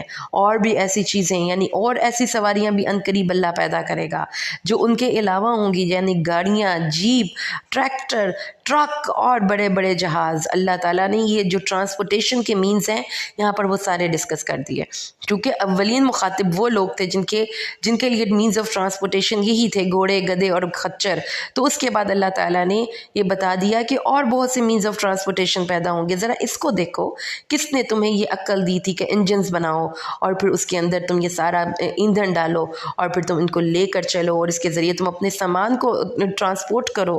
مینز آف ٹرانسپورٹیشن اللہ تعالیٰ نے یہ تمہارے لیے بنائے. ذرا سوچیں نا کس نعمت, ان تعدوا نعمت اللہ لا تحصوها, اللہ کی نعمتوں کا شمار نہیں کر سکتے. پھر اللہ نے آسمان سے پانی نازل کیا, اس میں تمہارے لیے شراب یعنی کہ پینے کی چیزیں بھی پیدا کیں اور اس میں درخت بھی پیدا کیے اور اسی پانی سے تم اپنے جانوروں کو چراتے ہو. یہ پانی تمہارے لیے لائف ہے, زندگی ہے, پانی بہار ہے, رونق ہے. پھر اللہ تعالیٰ اس پانی سے تمہارے لیے کھیتی, زیتون, کھجور, انگور, پھل, ہر چیز اگاتا ہے. اور اس میں لوگوں کے لیے بڑی نشانی ہے جو غور و فکر کریں. اللہ نے تمہاری خاطر رات اور دن, سورج اور چاند کو کام میں لگا دیا. ستارے اس کے حکم کے ساتھ کام کر رہے ہیں. اس میں ان لوگوں کے لیے بہت سی نشانیاں ہیں جو سوچتے ہیں. اور پھر زمین میں اس نے جو پھیلا دیا اس میں مختلف رنگ ہیں. سبحان اللہ, ایسا بھی تو ہو سکتا تھا کہ زمین بلیک اینڈ وائٹ ہوتی, لیکن یہ جو رنگ و رعنائی ہے, جو حسن اور خوبصورتی ہے, دیکھے رنگوں کے امتزاج کو, یہ پرندوں کے اڑتے ہوئے رنگوں کو اور پروں کو, اور جا کر باغ میں ذرا رنگوں کی آمیزش دیکھیے, آپ حیران رہ جائیں گے. ہمارا رب نہ صرف خالق ہے بلکہ احسن الخالقین ہے, خوبصورت تخلیق کرنے والا ہے, چیزوں کو پیارا کر کے بنانے والا ہے. اللہ نے فرمایا ان میں تمہارے لیے زمین میں ہر چیز کے رنگ ہے. اور تو چھوڑ دیجئے خود انسان کو دیکھیں, اس کے سر کے بالوں کا رنگ اور ہے, اس کی جو پلکیں ہیں وہ اور طریقے کے بال ہیں, اس کی آنکھوں کا رنگ اور ہے, اس کی جلد کا رنگ اور ہے, اس کی اندر کی سکن کا رنگ اور ہے, ہاتھوں کی باہر کی سکن کا رنگ اور ہے. اللہ ہے جس نے ان رنگوں کو ڈیسائیڈ کیا. سر کے بال بھی اگر آپ کی سکن کے کلر کے ہوتے تو کتنے خوفناک لگتے ہیں ہم. اللہ ہے. اللہ تعالیٰ فرماتا ہے یہ رنگ اس نے اس لیے پیدا کیے تاکہ اس کائنات میں چیزیں حسین ہوں. تو اللہ فرماتا ہے وہ جس نے تمہارے لیے سمندر کو مسخر کر دیا, سمندر کا سینہ چیرتے ہو, سمندر کے اندر غوطہ زنی کرتے ہو, اس کی سمندر کی آبی مخلوق کو نکالتے ہو, وہاں سے موتی اور مونگے نکالتے ہو, کشتیوں کو سمندر پر چلاتے ہو. اس قدر عظیم الشان طاقت والا سمندر تمہاری بات مانتا ہے. کیوں مانتا ہے؟ کیونکہ اللہ نے اس کو حکم دے رکھا ہے, ورنہ تم کچھ بھی نہیں. تو سوچیں, یہ جو آپ پہاڑوں کو بلاسٹ کر کے اڑا دیتے ہیں, سمندر پہ کشتیاں چلا لیتے ہیں, ہواؤں کا سینہ چیر لیتے ہیں, زمین کو کھود لیتے ہیں, یہ ہر چیز اگر ہماری بات مانتی ہے تو اللہ نے ان کا مسخر کیا ہے. اور پھر تم اس میں سے زینت کی چیزیں نکالتے ہو جنہیں تم پہنتے ہو, تمہاری جیولری, یہ جو آپ موتی اور مونگے نکلتے ہیں سمندر سے, اور یہ جو ہم یہ سیپ نکالتے ہیں. اللہ فرماتا ہے تم کشتیوں کو دیکھتی ہو کہ سمندر کا سینہ چیرتی ہوئی جاتی ہیں تاکہ تم سمندر میں جا کر اللہ کا فضل تلاش کرو، اور پھر اللہ نے زمین میں پہاڑ گاڑ دیے اور تاکہ وہ تمہیں لے کر ہلے نہ، اور نہریں اور راستے بنائے تاکہ تم منزل تک پہنچ جاؤ، اور جب راستوں میں اللہ نے علامات بنا دیں تاکہ تم راستوں کو بھولو نہ، اور ستارے بنا دیے تاکہ تم ان کے ذریعے راستوں کو رہنمائی حاصل کرو۔ یہ باتیں اگر آپ ایکسپلین کرنے لگیں اس میں سائنسز کی ساری فیلڈز آ جاتی ہیں، اور اگر آپ قرآن کی ان آیات کو ایکسپلور کرنا چاہتے ہیں، ڈی کوڈ کرنا چاہتے ہیں، تو آپ کو سارے ماڈرن سائنسز کی جو نیچرل فیلڈز ہیں اس میں یہ آ جاتی ہیں۔ اس میں ستاروں کا علم بھی آ گیا، اس میں اوشنالوجی کا علم بھی آ گیا، اس میں جو آپ جانوروں کی فارمنگ کرتے ہیں، ان سے دودھ نکالتے ہیں، سارے علوم اس میں آ جاتے ہیں۔ تو اللہ فرماتا ہے یہ میری صفت تخلیق ہے۔ ذرا آنکھیں کھول کر کائنات کے سلسلوں کو دیکھو تو کیا جو پیدا کرتا ہے اور جو کیا پیدا نہیں کرتا، کیا وہ دونوں برابر ہیں؟ ایسا نہیں ہو سکتا۔ اللہ اپنی صفت تخلیق کو اپنی توحید کی دلیل کے طور پر پیش کرتا ہے کہ میں ہوں جس نے ہر چیز کو تخلیق کیا۔ ابھی تو صرف تم ظاہر کو دیکھ رہے ہو، ان کے خواص کو دیکھو اور دیکھو کہ کیسے اللہ نے ہر چیز کو پیدا کیا۔ پھر اللہ اینڈ پہ کیا کہتا ہے؟ ان تعدوا نعمت اللہ لا تحصوها، اگر تم اللہ کی نعمتوں کو شمار کرو تو گن ہی نہ پاؤ گے۔ ان اللہ لغفور الرحیم، اللہ غفور الرحیم ہے، اللہ جانتا۔ اچھا چلو یہ جو ظاہر ہے وہ تو چھوڑ دو، اب اپنے اوپر آ جاؤ۔ تم کیا سمجھتے ہو؟ کوئی ہے ایسی طاقتور ہستی جو تمہارے خیالوں اور سوچوں کو بھی پڑھ لے؟ اللہ تمہارے ظاہر اور چھپے ہوئے کو جانتا ہے، اور جن کو تم اللہ کے علاوہ بلاتے ہو وہ تو ایک مکھی کا پر بھی پیدا نہیں کر سکتے۔ ذرا کسی گنجے آدمی کو کو پوچھو جا کے کہ ایک بال بھی اللہ کے علاوہ نہیں کوئی بنا سکتا۔ اب بڑی بڑی باتیں تو چھوڑ دیجئے، ایک بال بھی کوئی نہیں بنا سکتا۔ یہ تم آنکھوں سے دیکھتے ہو، جا کر ذرا وہ آئیز ہاسپٹل میں ذرا جا کر ان لوگوں کو دیکھو کہ جن کی نگاہوں، جن کی روشنی آنکھوں کی چلی گئی ہے، کوئی آنکھوں کی روشنی نہیں دے سکتا، کوئی کانوں کے اندر شنوائی نہیں دے سکتا، آپ کی زبان نہ بولے کون بلوا سکتا ہے، آپ کا دل نہ دھڑکے کون دھڑکا سکتا ہے، آپ کی ٹانگیں آپ کا بوجھ نہ اٹھائیں کون آپ کو کھڑا کر سکتا ہے۔ جا کر دیکھیں ویل چیئرز پہ لوگوں کو، اللہ کی نعمتوں کا شمار نہیں ہے، اللہ کی قسم نہیں ہے۔ ہم اللہ کو انڈر ایسٹیمیٹ کرتے ہیں۔ اللہ گلہ کر رہا ہے ہم سے، اتنا کچھ تمہارے لیے دیا، میرے بندے ہو کر پھر اپنی محبتوں میں کسی اور کو میرے ساتھ شریک کرتے ہو، کسی اور سے ہاتھ اٹھا کر دعائیں مانگتے ہو، کسی اور کو اپنا رب مانتے ہو، تم تو اللہ کے ہو، تم بڑے ناشکرے ہو۔ اللہ فرماتا ہے وہ جن کو تم اللہ کے علاوہ بلاتے ہو اللہ کے مقابلے میں کچھ نہیں ہے۔ یہ جو تم بتوں کے آگے ہاتھ پھیلاتے ہو، قبروں والوں کے آگے ہاتھ پھیلاتے ہو، اموات غیر احیاء، وہ مردہ ہیں زندہ نہیں ہیں، اور تمہارا معبود واحد ہے۔ ہاتھ پھیلا کر دعا مانگنی ہے تو اس سے مانگو جس نے تمہیں پیدا کیا۔ اور اللہ نے فرمایا کہ آخرت کے منکر لوگ وہ پھر ان کا پورے کا پورا سسٹم ہی بگاڑ کا شکار ہو جاتا ہے، کریش ہو جاتا ہے، ان کو پتہ نہیں چلتا یہ صحیح کیا ہے اور غلط کیا ہے، کیونکہ ان کی پرائرٹیز ہی چینج ہو گئیں، ان کی پرائرٹیز مکمل طور پر اللہ تعالیٰ فرماتے ہیں ان کی پرائرٹیز چینج ہو گئی۔ کیسے چینج ہو گئیں؟ ان کو دنیا ان کے فوکس میں آ گئی، آخرت ان کے فوکس سے نکل گئی۔ اس لیے اللہ تعالیٰ نے فرمایا ہے اور جب انہیں کہا جاتا ہے کہ تمہارے رب نے کیا نازل کیا، وہ کہتے ہیں پہلے لوگوں کی قصے کہانیاں ہیں۔ جی ہمارے بھی نوجوان ایسے ہی کہتے ہیں۔ جن لوگوں نے قرآن کو صرف ترجمہ پڑھ لیا نا کسی تفسیر کی کتاب سے، اور اس کو وہ بڑی بگ مسٹیک کی انہوں نے، کیونکہ انہوں نے اس کتاب کو اپنی زندگی سے نہیں جوڑا۔ اب جب انہوں نے وہ پرانی باتیں پڑھ لی کہ غزوہ تبوک پہ رسول پاک یہ کر رہے تھے، اور جو ہود کی قوم تھی انہوں نے یہ کیا، لوط کی قوم نے یہ کیا، تو کہتے ہیں بھائی اتنی پرانی باتیں ہمیں کیوں پڑھاتے ہیں؟ یہ پرانی کہانیاں ہم پڑھ کے کیا کریں گے؟ وہ پرانی کہانیاں نہیں ہیں، وہ ایک کردار ہے جو اس دور میں بھی تھا اور آج کے دور میں بھی ہے۔ انہوں نے کہا یہ پرانی کہانیاں ہیں، یہ جو ہوتے نا مشرکین، تو اللہ تعالیٰ نے فرمایا اس لیے کہ وہ اپنے تو بوجھ اٹھائیں لیکن ان لوگوں کے بوجھ بھی اٹھائیں کہ جن کو یہ اپنی ان غلط باتوں کے بعد گمراہ کر چکے ہیں۔ اور اللہ تعالیٰ نے فرمایا کہ قیامت کے دن پھر اللہ تعالیٰ ان کو رسوا کرے گا۔ تو رسوائی آپ کو بڑا ہمیں کتنا اس چیز سے دکھ ہوتا ہے، ہم کس قدر اس چیز کے بارے میں کیئر کرتے ہیں کہ ہم کسی جگہ پر رسوا نہ ہوں۔ قیامت کے دن ہر بندہ کھڑا ہوگا وہاں پہ، تو اس دن رسوائی ہے، اور کہا جائے گا لاؤ میرے ان شریکوں کو جن کے بارے میں تم یہ دعوے کرتے تھے کہ یہ اللہ کے علاوہ بھی ہمارے سفارشی ہیں۔ تو وہ اللہ تعالیٰ فرماتے ہیں الذین تتوفاہم الملائکہ، وہ لوگ جن کو فرشتے فوت کرتے ہیں، وہ اپنے اوپر ظلم کرنے والے تھے، اس دن وہ ہتھیار پھینک دیں گے، سرنڈر کر جائیں گے، وہ لے ڈاؤن کر جائیں گے، وہ اپنے فَأَلْقَوُا السَّلَمَ، اور کہیں گے کیا ہم تو کوئی برے عمل نہیں کرتے تھے۔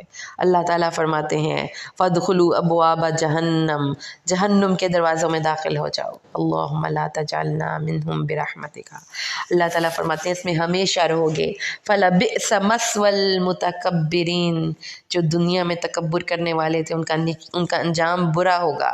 حدیث میں آتا ہے کہ جب ایک انسان برائی کرتا ہے اور پھر جب فرشتے اس کی روح قبض کرنے آتے ہیں تو اس کے سر کے پاس ملک الموت بیٹھ جاتا ہے، تو کہتا ہے نکل اے خبیث روح جو خبیث جسم میں تھی۔ قرآن میں آپ پڑھ کے ہیں نا پیچھے بھی، ڈانٹ پڑتی ہے، ماریں پڑتی ہیں، وہ کہتے ہیں میں نے جانا نہیں، اور پورے جسم میں اس کی روح بھاگتی پھرتی ہے، اور فرشتے اس کے پیچھے جا کر اس کو نکالتے ہیں، اور کچھ بھی کمی نہیں کرتے، اور سختی سے جان کو اس کو کھینچ کر نکالتے ہیں، جیسے ایک ململ کا دوپٹہ، ململ کا کپڑا کسی جھاڑی پر رکھا گیا ہو، وہ اس کے ساتھ الجھ جائے، اس کو کھینچ کر آپ اتاریں تو اس کی روح یوں قبض کی جاتی ہے۔ اللہم لا تجعلنا منہم برحمتک۔ اور وقیل للذین، اور ان لوگوں کے لیے جنہوں نے اپنے رب سے تقوی اختیار کر کے زندگی گزاری، ان سے پوچھا جاتا ہے تمہارے رب نے کیا نازل کیا؟ وہ کہتے ہیں خیر، اللہ کا ہر حکم ہمارے لیے تو باعث خیر ہے۔ وہ لوگ جنہوں نے دنیا میں اچھائی کی، للذین احسنوا فی ہذہ الدنیا حسنۃ، ہاں جی، جنہوں نے دنیا میں اپنے لیے اچھا کیا ان کا ٹھکانہ بھی اچھا ہے۔ تو کیا ہے کہ اپنی فیور خود کرنی ہے، جو کرو گے وہ بھرو گے۔ ایسا تو نہیں ہو سکتا کہ آپ بو کانٹے اور پاؤ پھول، تو اپنی کھیتی پر اپنے حساب سے محنت کرو۔ تو چوائس آپ کی ہے، جو حاصل کرنا چاہتے ہو کر لو۔ ایک دفعہ سبحان اللہ کہنے سے جنت میں پودا لگتا ہے، سب کو پتہ ہے نا۔ اب اپنی جنت جتنی ہری بھری کرنی ہے کر لیں۔ حضرت ابراہیم نے پیغام بھیجا تھا ہمارے نبی کے ہاتھ ہمیں کہ جنت کی زمین بڑی زرخیز ہے، اس کا پانی بڑا میٹھا ہے، لیکن یہ جنت چٹیل میدان ہے، اپنی جنت میں پودے خود لگانے ہیں۔ ہر دفعہ سبحان اللہ کہنے سے ایک جنت میں پودا لگتا ہے، ہر دفعہ الحمدللہ کہنے سے جنت میں ایک پودا لگتا ہے، ہر دفعہ لا الہ الا اللہ کہنے سے جنت میں ایک پودا لگتا ہے، ہر دفعہ اللہ اکبر کہنے سے جنت میں ایک پودا لگتا ہے۔ اپنی جنت کو کتنا روشن، کتنا کشادہ، کتنا ہرا بھرا کرنا ہے، خود آپ کے اپنے ہاتھ میں ہے۔ اللہ تعالیٰ کی جنت بہت وسیع ہے، اور اللہ دینے سے کبھی بھی نہیں شرماتا۔ اب آپ دیکھیں، یاد کر لیں، وہ ہم پیچھے پڑھ کے آئے تھے عدن کے باغات، جنات عدن، عدن کے باغات، اور وہ باغات جس میں وہ داخل ہوں گے، جن کے نیچے نہریں بہتی ہوں گی، ان میں جو وہ چاہیں گے انہیں ملے گا۔ لو جی، اللہ بنانے والے نے یہ لفظ لکھ کے تو ساری چیزوں کو ایک ہی دریا کوزے میں سمیٹ دیا۔ جو آپ کا جی چاہے گا، جو جی چاہے گا، جیسی سیٹنگ کرنا چاہو گے، اپنے گھر کی، اپنے کپڑوں کی، اپنی جسم کی، جو چاہو گے ملے گا، کوئی وہاں پہ روک ٹوک نہیں۔ تو سوچیں کہ وہ جنت کیا چیز ہوگی کہ جو دل میں آئے کرو۔ کوئی وہاں پر نہیں، دنیا میں تو ایسا نہیں کر سکتے نا ہم، ہر جگہ پہ پابندیاں ہیں، سپیڈ بریکرز ہیں، بس یہاں اس سے آگے سپیڈ کی لمٹ نہیں ہے۔ یہاں پر دنیا میں بھی جب سڑک پہ گاڑی لے کر جاتے ہیں اور جب شریعت کے حکموں پر آپ عمل کرتے ہیں، ہر جگہ پہ سپیڈ بریکرز ہیں، لیکن وہاں پر ایسا کچھ نہیں۔ تو بڑی جنت کے لیے کوشش کریں۔ الذین تتوفاہم الملائکہ، جن کو فرشتے فوت کرتے ہیں، اور وہ طیب ہوتے ہیں۔ طیب کا لفظی مطلب کیا ہوتا ہے؟ صاف ستھرے، نیک، نیٹ کلین۔ انہوں نے اپنے عملوں کو، اپنے جسموں کو اور اپنے دلوں کو ہر وقت صاف رکھتے تھے کہ کسی بھی وقت بلاوا آ سکتا ہے۔ ان کو کہا جائے گا سلام علیکم ادخلوا الجنہ، جنت میں داخل ہو جاؤ۔ تو یہ دو ڈفرینٹ آپ قرآن نے ہمیں بتا دیے۔ جو اللہ کے حکموں کی نافرمانی کرتے ہیں، موت کے وقت فرشتوں کی ڈانٹ کھاتے ہیں، اور وہ لوگ جو کہ اپنے نیک اعمال کر کے جاتے ہیں، تو اللہ تعالیٰ ان کے لیے کیا کرتے ہیں؟ اللہ تعالیٰ ताला उनके लिए जन्नत तैयार करते हैं और फरिश्ते उनको इकराम से फूलों वाली गाड़ी में लेकर जाते हैं। जैसे देखिए, अगर कोई दूल्हा दुल्हन को लेने जाता है, फूलों वाली गाड़ी सजा के लेकर जाता है, अल्लाह ताला अपने महबूब बंदे को बुला रहा है तो उसके लिए कुछ स्पेशल प्रोटोकॉल देकर भेजता है वो कि मेरे इस बंदे को मेरे पास लाना है तो फूलों वाली गाड़ी में लेकर जाना। तो अल्लाह ताला ने फरमाया कि इन्नमा क़ौलुना लिशैइन इज़ा अरदनाहु अन नक़ूला लहू कुन फ़यकून, और जब हम किसी चीज़ का इरादा करते हैं तो हम उसके लिए एक ही लफ्ज़ कहते हैं, हो जा, तो वो हो जाता है। अल्लाह की ताकतें हैं कि अल्लाह को किसी चीज़ की ज़रूरत नहीं। अल्लाह ने कायनात से डे वन से ऑटोमेटिक सिस्टम रखा हुआ है। हम भी तो कुन फ़यकून करते हैं ना, या अपने पास बैठे रिमोट से अपना एसी चला लेते हैं और बहुत सी चीज़ें रिमोट कंट्रोल हो गई हुई हैं। तो ऐसे ही कायनात का एक एक सिलसिला अल्लाह की बात मानता है, अल्लाह ने इनको ऑटो पे रख दिया हुआ है। और वो लोग जिन्होंने हिजरत की अल्लाह के रास्ते में, इसके बाद के जुल्म किया, तो हम उनको दुनिया में भी अच्छा ठिकाना देंगे। तो हिजरत दोबारा से समझ लीजिए कि कुरान एक ऐसा कैरेक्टर को पसंद करता है और लाइक करता है और अल्लाह ताला जो लोग अपनी ज़िंदगी में तब्दीली लाने और तब्दीली को एक्सेप्ट करने के लिए अपने आप को हर वक्त तैयार रखते हैं। तो डायनामिक पर्सनैलिटी अल्लाह को पसंद है, स्टेगनेंट लोग नहीं पसंद। तो हिजरत भी उसी चीज़ की एक फॉर्म है कि अगर एक जगह पर आप फंस गए हैं, आपके हालात ठीक नहीं हो रहे, तो डू नॉट थिंक कि ये जगह इसी में मैंने जीना और मरना है, मूव ऑन। और कुरान में ये जो वतन परस्ती है ना, ये भी नहीं है। हर चीज़ अल्लाह की, पूरी दुनिया अल्लाह ताला की ज़मीन है। आप कहीं पे भी मूव कर सकते हैं, अपना मुल्क छोड़कर जाना पड़े चले जाएं। रसूल सल्लल्लाहु अलैहि वसल्लम ने मक्का से हबशा की तरफ हिजरत करने का अपने साथियों को हुक्म दिया, फिर वहाँ से मदीना चले गए। तो यानी अगर आपको लगता है कि जहाँ पे आप इस वक्त हैं वहाँ पे आप प्रॉपरली ग्रो नहीं कर सकते, तो चेंज द एटमॉस्फेयर, अपनी एटमॉस्फेयर को चेंज करें।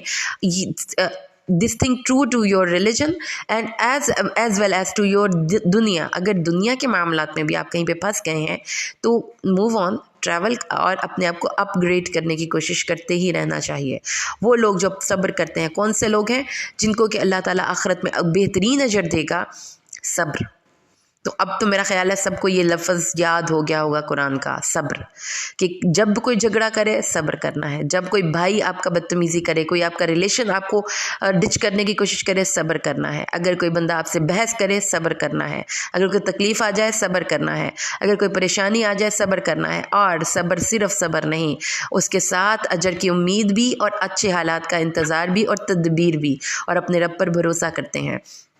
अल्लाह ताला ने फरमाया, और हमने आपसे पहले बहुत से रसूल भेजे जिनकी तरफ हमने वही की थी। अगर आपको नहीं पता तो अहले ज़िक्र से पूछ लीजिए, हमने उनको निशानियाँ और सहीफ़े दिए थे। और अल्लाह ने फरमाया, क्या वो लोग जो अल्लाह की आयत को झुटलाते हैं अल्लाह से बेखौफ हो गए हैं? अल्लाह चाहे तो दिन और रात को उनको अजाब दे, और फिर यहाँ वो रात को सोए हुए हों तब अजाब आ जाए, या दिन के वक़्त अज़ाब आ जाए। क्या उन्होंने नहीं देखा अल्लाह ने जो पैदा किए ठोस चीज़ों के साए दाएं और बाएं हरकत करते हैं सुबह शाम? कुछ लोग कहते हैं वो डांस करते हैं, कुछ लोग कहते हैं वो वैसे ही हरकत करते हैं, कुछ कहते हैं हवा चलती है। आइए कुरान से पढ़ें। कुरान कहता है वो सजदा करते हैं। यतफ़य्यअहु ज़िलालुहु अनिल यमीनि वश्शिमाइल, वो दाएं और बाएं साए आगे पीछे होते हुए सुज्जदन लिल्लाहि वहुम दाखिरून, अल्लाह को सजदा करते हैं और वो अपने आप को अल्लाह के सामने आजिज़ करते हैं। वलिल्लाहि यस्जुदु मा फिस समावाति व मा फिल अर्दि मिन दाब्बा वल मलाइका वहुम ला यस्तकबिरून। अल्लाह के लिए कायनात की एक एक चीज़ सजदा रेस है, हर जानदार और सब फरिश्ते। और हदीस में आता है कि आसमान चिरचिरा रहा है और उसको हक है कि वो चिरचिराए। क्यों? क्योंकि पूरे आसमान में एक 4 उंगलियां भी ऐसी जगह नहीं कि जहाँ पे कोई फरिश्ता खड़ा होकर इबादत ना कर रहा हो, कोई सजदा ना कर रहा हो, कोई रुकू ना कर रहा हो, कोई क़याम ना कर रहा हो। अल्लाह के लिए सब सजदा रेस हैं। तो अगर आप नहीं करते तो अल्लाह को क्या फ़र्क पड़ता है? अल्लाह को फ़र्क नहीं पड़ता। मेरी इबादत का फ़ायदा मुझे है। अगर आप इतने मसरूफ़ हैं कि आपको अल्लाह की इबादत का ही के लिए वक़्त नहीं मिलता, तो कोई फ़र्क नहीं पड़ता अल्लाह को। यख़ाफ़ून रब्बहुम मिन फ़ौक़िहिम व यफ़अलून मा युअमरून, और वो अल्लाह से डरते हैं जो उनके ऊपर है, और जो अल्लाह उनको हुक्म देता है वो बजा लाते हैं। जी, हम ही हैं सिर्फ जो सरकशियाँ करते हैं, वरना कायनात का एक ज़र्रा अल्लाह के हुक्म के सामने अपने सर झुका के खड़ा है। और अल्लाह ने फरमाया कि 2 माबूद भी ना बनाओ, तो 2 नहीं बनाने तो 2 से ज़्यादा की तो इजाज़त ही नहीं, अकेला अल्लाह। समझ आ गए? ये जो हम بڑے علماء کرام جو یہ حدیث شیئر کرتے ہیں نا کہ ایک عورت کو اگر حکم، اللہ کے نبی نے فرمایا کہ اگر مجھے ہماری شریعت میں اجازت ہوتی سجدہ تعظیمی کی تو میں اجازت دے دیتا ایک عورت کہ اپنے خامد کو سجدہ کرے۔ اس میں بھی یہی کانسیپٹ ہے کہ جیسے ایک کے ساتھ دوسرے کی اجازت نہیں، ایسے ہی ایک عورت کو ایک خامد کی ہوتے کسی دوسرے کی اجازت نہیں، نہ وہ کسی کے بارے میں سوچے گی، نہ وہ اپنی اس وفا میں کسی کو شامل کرے گی۔ اللہ کو بھی ایسی ہی محبت چاہیے۔ تو اللہ تعالیٰ نے فرمایا میرے بندوں کو صرف میں نظر آنا چاہیے، ایاک نعبد، صرف تم، اللہ تیرے ساتھ کوئی اور نہیں۔ تو اللہ تعالیٰ نے فرمایا اس کے لیے ہے جو کچھ بھی آسمان اور زمین میں ہے، اور اس کے لیے ہی ہے کہ اس کی عبادت لازم کر کے پکڑی جائے، اور تمہارے پاس کوئی بھی نعمت ہے لوگوں وہ اللہ کی طرف سے ہے، اور جب کوئی تکلیف پہنچتی ہے تو اللہ ہی اس کو ختم کرتا ہے، اور جب وہ تکلیف ختم کرتا ہے تو تم اللہ کے علاوہ کسی اور کو بھی شریک ٹھہرانے لگتے ہو۔ تو اٹھا لو فائدے تھوڑے سے، تمہیں معلوم لگ پتے جائیں گے، فسوف تعلمون، تمہیں لگ پتے جائیں گے۔ اور پھر اللہ کے لیے انہوں نے بیٹیاں بنا لی۔ فرشتے کہتے تھے، یہ مشرکین مکہ کہتے تھے فرشتے اللہ کی بیٹیاں ہیں، اپنی سوچ کے مطابق کسی نے اللہ کا بیٹا بنایا ہوا ہے، کسی نے بیٹی بنائی ہوئی ہے۔ حالانکہ اللہ فرماتے ہیں جب کسی کو بیٹی کی خوشخبری دی جاتی ہے تو اس کا چہرہ غم سے بھر جاتا ہے اور وہ غصے سے بھرا ہوا ہوتا ہے اور اپنی قوم سے چھپتا پھرتا ہے اس خوشخبری کی برائی کی وجہ سے جو اسے دی گئی، یا اسے ذلت کے باوجود رکھ لے گا یا مٹی میں دبا دے گا۔ سن لو برا ہے جو وہ فیصلہ کرتے ہیں۔ یہ اس دور میں مشرکین مکہ تھے جو بیٹیوں کی پیدائش کو اس قدر ناپسند کرتے تھے۔ تو اور بیٹی کی پیدائش رحمت ہے۔ یاد رکھیے وہ عورت جس کی پہلی اولاد بیٹی، اللہ کے نبی نے اس کو خوشخبری سنائی ہے، اور اس باپ کے لیے خوشخبری ہے جو اپنی 2 بیٹیوں کی پرورش کرے تو وہ، اور نبی کریم صلی اللہ علیہ وسلم جنت میں یوں ساتھ ہوں گے کہ جیسے دونوں شہادت کی انگلی کے ساتھ کی دونوں انگلیاں ہیں۔ اور یہ بھی فرمایا گیا کہ بیٹی اور بیوی کے منہ میں آپ ایک بھی لقمہ ڈالتے ہیں وہ صدقہ لکھا جاتا ہے۔ تو بیٹیوں کی اکرام اور تکریم کرنی ہے۔ قرآن نے عورت اور خاص طور پہ بیٹی کو بڑا مقام دیا ہے۔ اپنی بیٹی کی عزت کیا کریں، کیونکہ رسول صلی اللہ علیہ وآلہ وسلم کی بھی بیٹیاں تھیں اور آپ اپنی بیٹی کی ان کے ساتھ بڑا محبت کا برتاؤ کیا کرتے تھے۔ وہ لوگ جو آخرت پر ایمان نہیں رکھتے ان کی مثال بری ہے۔ وَلِلَّهِ الْمَثَلُ الْأَعْلَىٰ۔ آگے چلیں تو اللہ فرماتا ہے اگر اللہ لوگوں کو ان کے ظلم کے سبب پکڑ لے، اگر اللہ کی پکڑ ظلم کی وجہ سے آ جائے تو زمین میں ایک بھی جاندار بستہ نہ چھوڑے، لیکن اللہ کی رحمت ہے کہ زمین کو چلایا ہوا ہے۔ تو آپ یہ نہ سمجھیں کہ آپ کو عبادت کر کے اللہ پر احسان کریں۔ ہمارے گناہ اس قدر ہیں کہ اگر اللہ کو غصہ آنا، اگر اللہ کی رحمت اس کے غضب پر حاوی نہ ہوتی تو زمین میں سب تباہ و برباد ہو جاتے۔ کیوں؟ عرش اٹھانے والے فرشتوں کی تسبیح ہے، پتہ کیا؟ سبحانک اللہم علی حلمک بعد علم، سبحانک اللہم علی عفوک بعد قدرتک۔ اللہ تو سب جانتا ہے پھر بھی تحمل کا مظاہرہ کرتا ہے، اور اللہ تیری قدرت ہے تو تب بھی سب کو معاف کر دیتا ہے۔ اللہ کی ذات بلند و بالا ہے۔ اللہ جس نے آسمان سے پانی نازل کیا، آنکھیں کھول کر دیکھیں، اس کے ساتھ اللہ نے زمین مردہ کو زندہ کیا ہے، اور اللہ نے کہا تمہارے لیے جانوروں میں بھی عبرت ہے۔ یہ جو آپ دودھ پیتے ہیں کہاں سے آتا ہے؟ نسقیکم مما فی بطونہ، ان کے پیٹوں سے خون اور گوبر کے درمیان سے خالص دودھ نکلتا ہے جو پینے والوں کے حلق سے نیچے اتر جاتا ہے۔ اور رسول صلی اللہ علیہ وسلم، جب آپ کو پتہ ہے کہ ہمارے نبی کی فیوریٹ خوراک تھی دودھ، اور آپ صلی اللہ علیہ وآلہ وسلم نے کئی ایسے موقع آئے ہیں آپ کی زندگی میں کہ آپ نے صرف دودھ سے اپنا پیٹ بھرا ہے، اور آپ صلی اللہ علیہ وآلہ وسلم کو جب معراج کی رات شراب اور دودھ میں سے چوائس کرنے کے لیے کہا گیا تو آپ نے دودھ پیا۔ تو دودھ ایک مکمل غذا ہے۔ یہ بچوں کو آپ نے جب آتے ہیں دنیا میں تو صرف دودھ پیتے ہیں، اور رسول صلی اللہ علیہ وسلم نے فرمایا ہے کہ واحد ایک چیز جو کھانے میں بھی اور پینے کے لیے بھی کافی ہو جاتی ہے وہ دودھ ہے۔ اور جب آپ نے ہجرت مدینہ کی تھی تو جو 3 days آپ نے قیام کیا تھا اس غار ثور میں، تو اس میں بھی آپ کی خوراک صرف دودھ تھے۔ جو بکریاں لے آتے تھے حضرت ابو بکر کے جو غلام تھے تو آپ ان کا دودھ دھو کے پی لیتے تھے، اور رات کے وقت بھی وہ بکریاں لے آتے تھے اور ان کا دودھ دھو کے آپ پی لیتے تھے۔ تو اللہ تعالیٰ نے فرمایا یہ نعمت ہے اللہ کی دودھ۔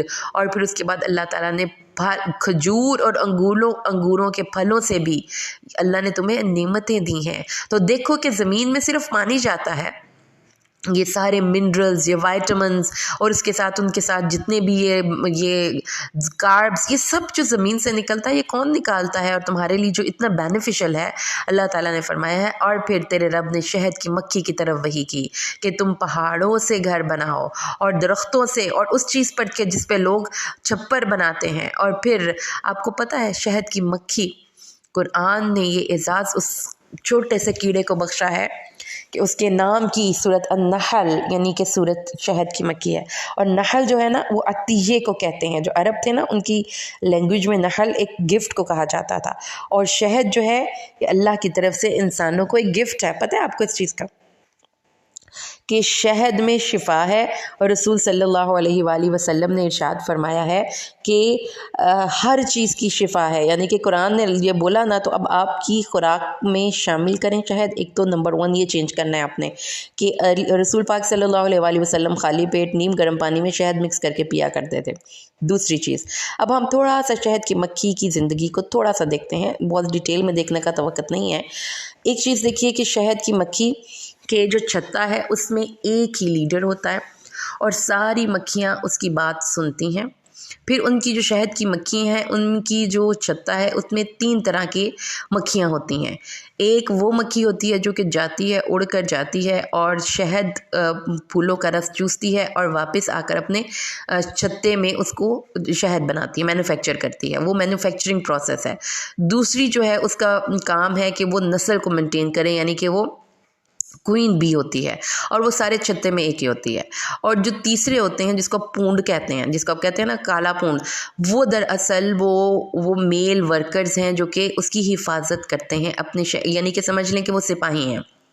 अब अगर आप इसकी स्टडी करें तो आप हैरान हो जाएंगे कि जो उनके घर की बनावट है 6 कॉर्नर्स वाला मुसद्दत फॉर्म में, वो इस तरह से है कि वो आपस में मिल जाते हैं और वो उनके दरमियान में मोम के साथ उसको फिल करते हैं। अब तीसरी चीज़, जो शहद की जो मक्खियाँ हैं उनको कंपल्शन है कि वो सिर्फ साफ़ सुथरी जगह से जो रस चूस कर लाएंगी। जब वो रस चूस कर लाती हैं तो वहाँ पे एक चेक करने वाला एक लेबॉर्ट्री की तरह से वहाँ पर कुछ उन्होंने वर्कर्स रखे हुए हैं शहद की मक्खियों के छत्तों में। अगर कोई मक्खी किसी गंदी जगह से कोई चीज़ लेकर आती है, मतलब कि मिट्टी वगैरह वाली, या किसी कूड़े से वो कोई चीज़ लेकर आई है, तो उसके पर तोड़ दिए जाते हैं और उसको फेंक दिया जाता है, ये सज़ा के तौर पर कि तुमने हमारी साफ़ सुथरी शहद को ख़राब करने की कोशिश कैसे की। अच्छा, अब शहद की मक्खी को आप देखते हैं तो वो एक बड़ी हार्ड वर्किंग कीड़ा है। वो अगर आप इसके बारे में थोड़ी सी रिसर्च करें, स्टडी करें, तो छोटा जो आप चम्मच शहद का पीते हैं, छोटा चम्मच जो चाय का चम्मच होता है, उसमें अगर आप देखें तो वो कहते हैं कि कई हज़ार फूलों का रस शामिल होता है।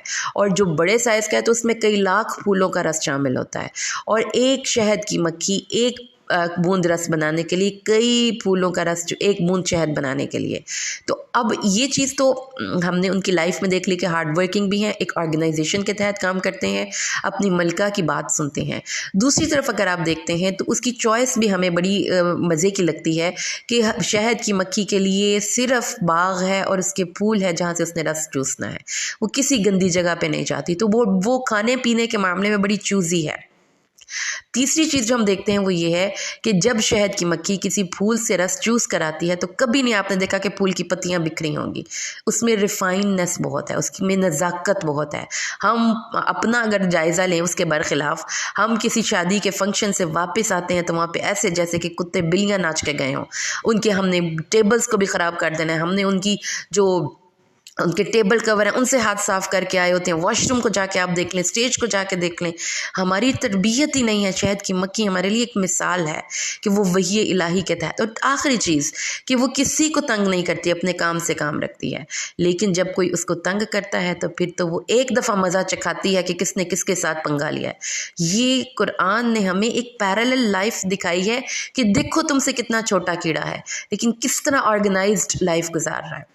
تو یہی ہمارا کام ہونا چاہیے کہ یہ جو شہد ہے نا، یہ جو شفا ہے، یہ آپ کی قرآن کی نالج بھی اگر ہم اس کو لیں کہ آپ مختلف جگہوں سے رس چوسیں اور پھر ڈیلیور کریں، لوگوں کے لیے شفا بنائیں اور اپنی زندگی ایک مرکز ایک کے تحت لائیں اور اپنی زندگی کو آرگنائز کر کے گزاریں.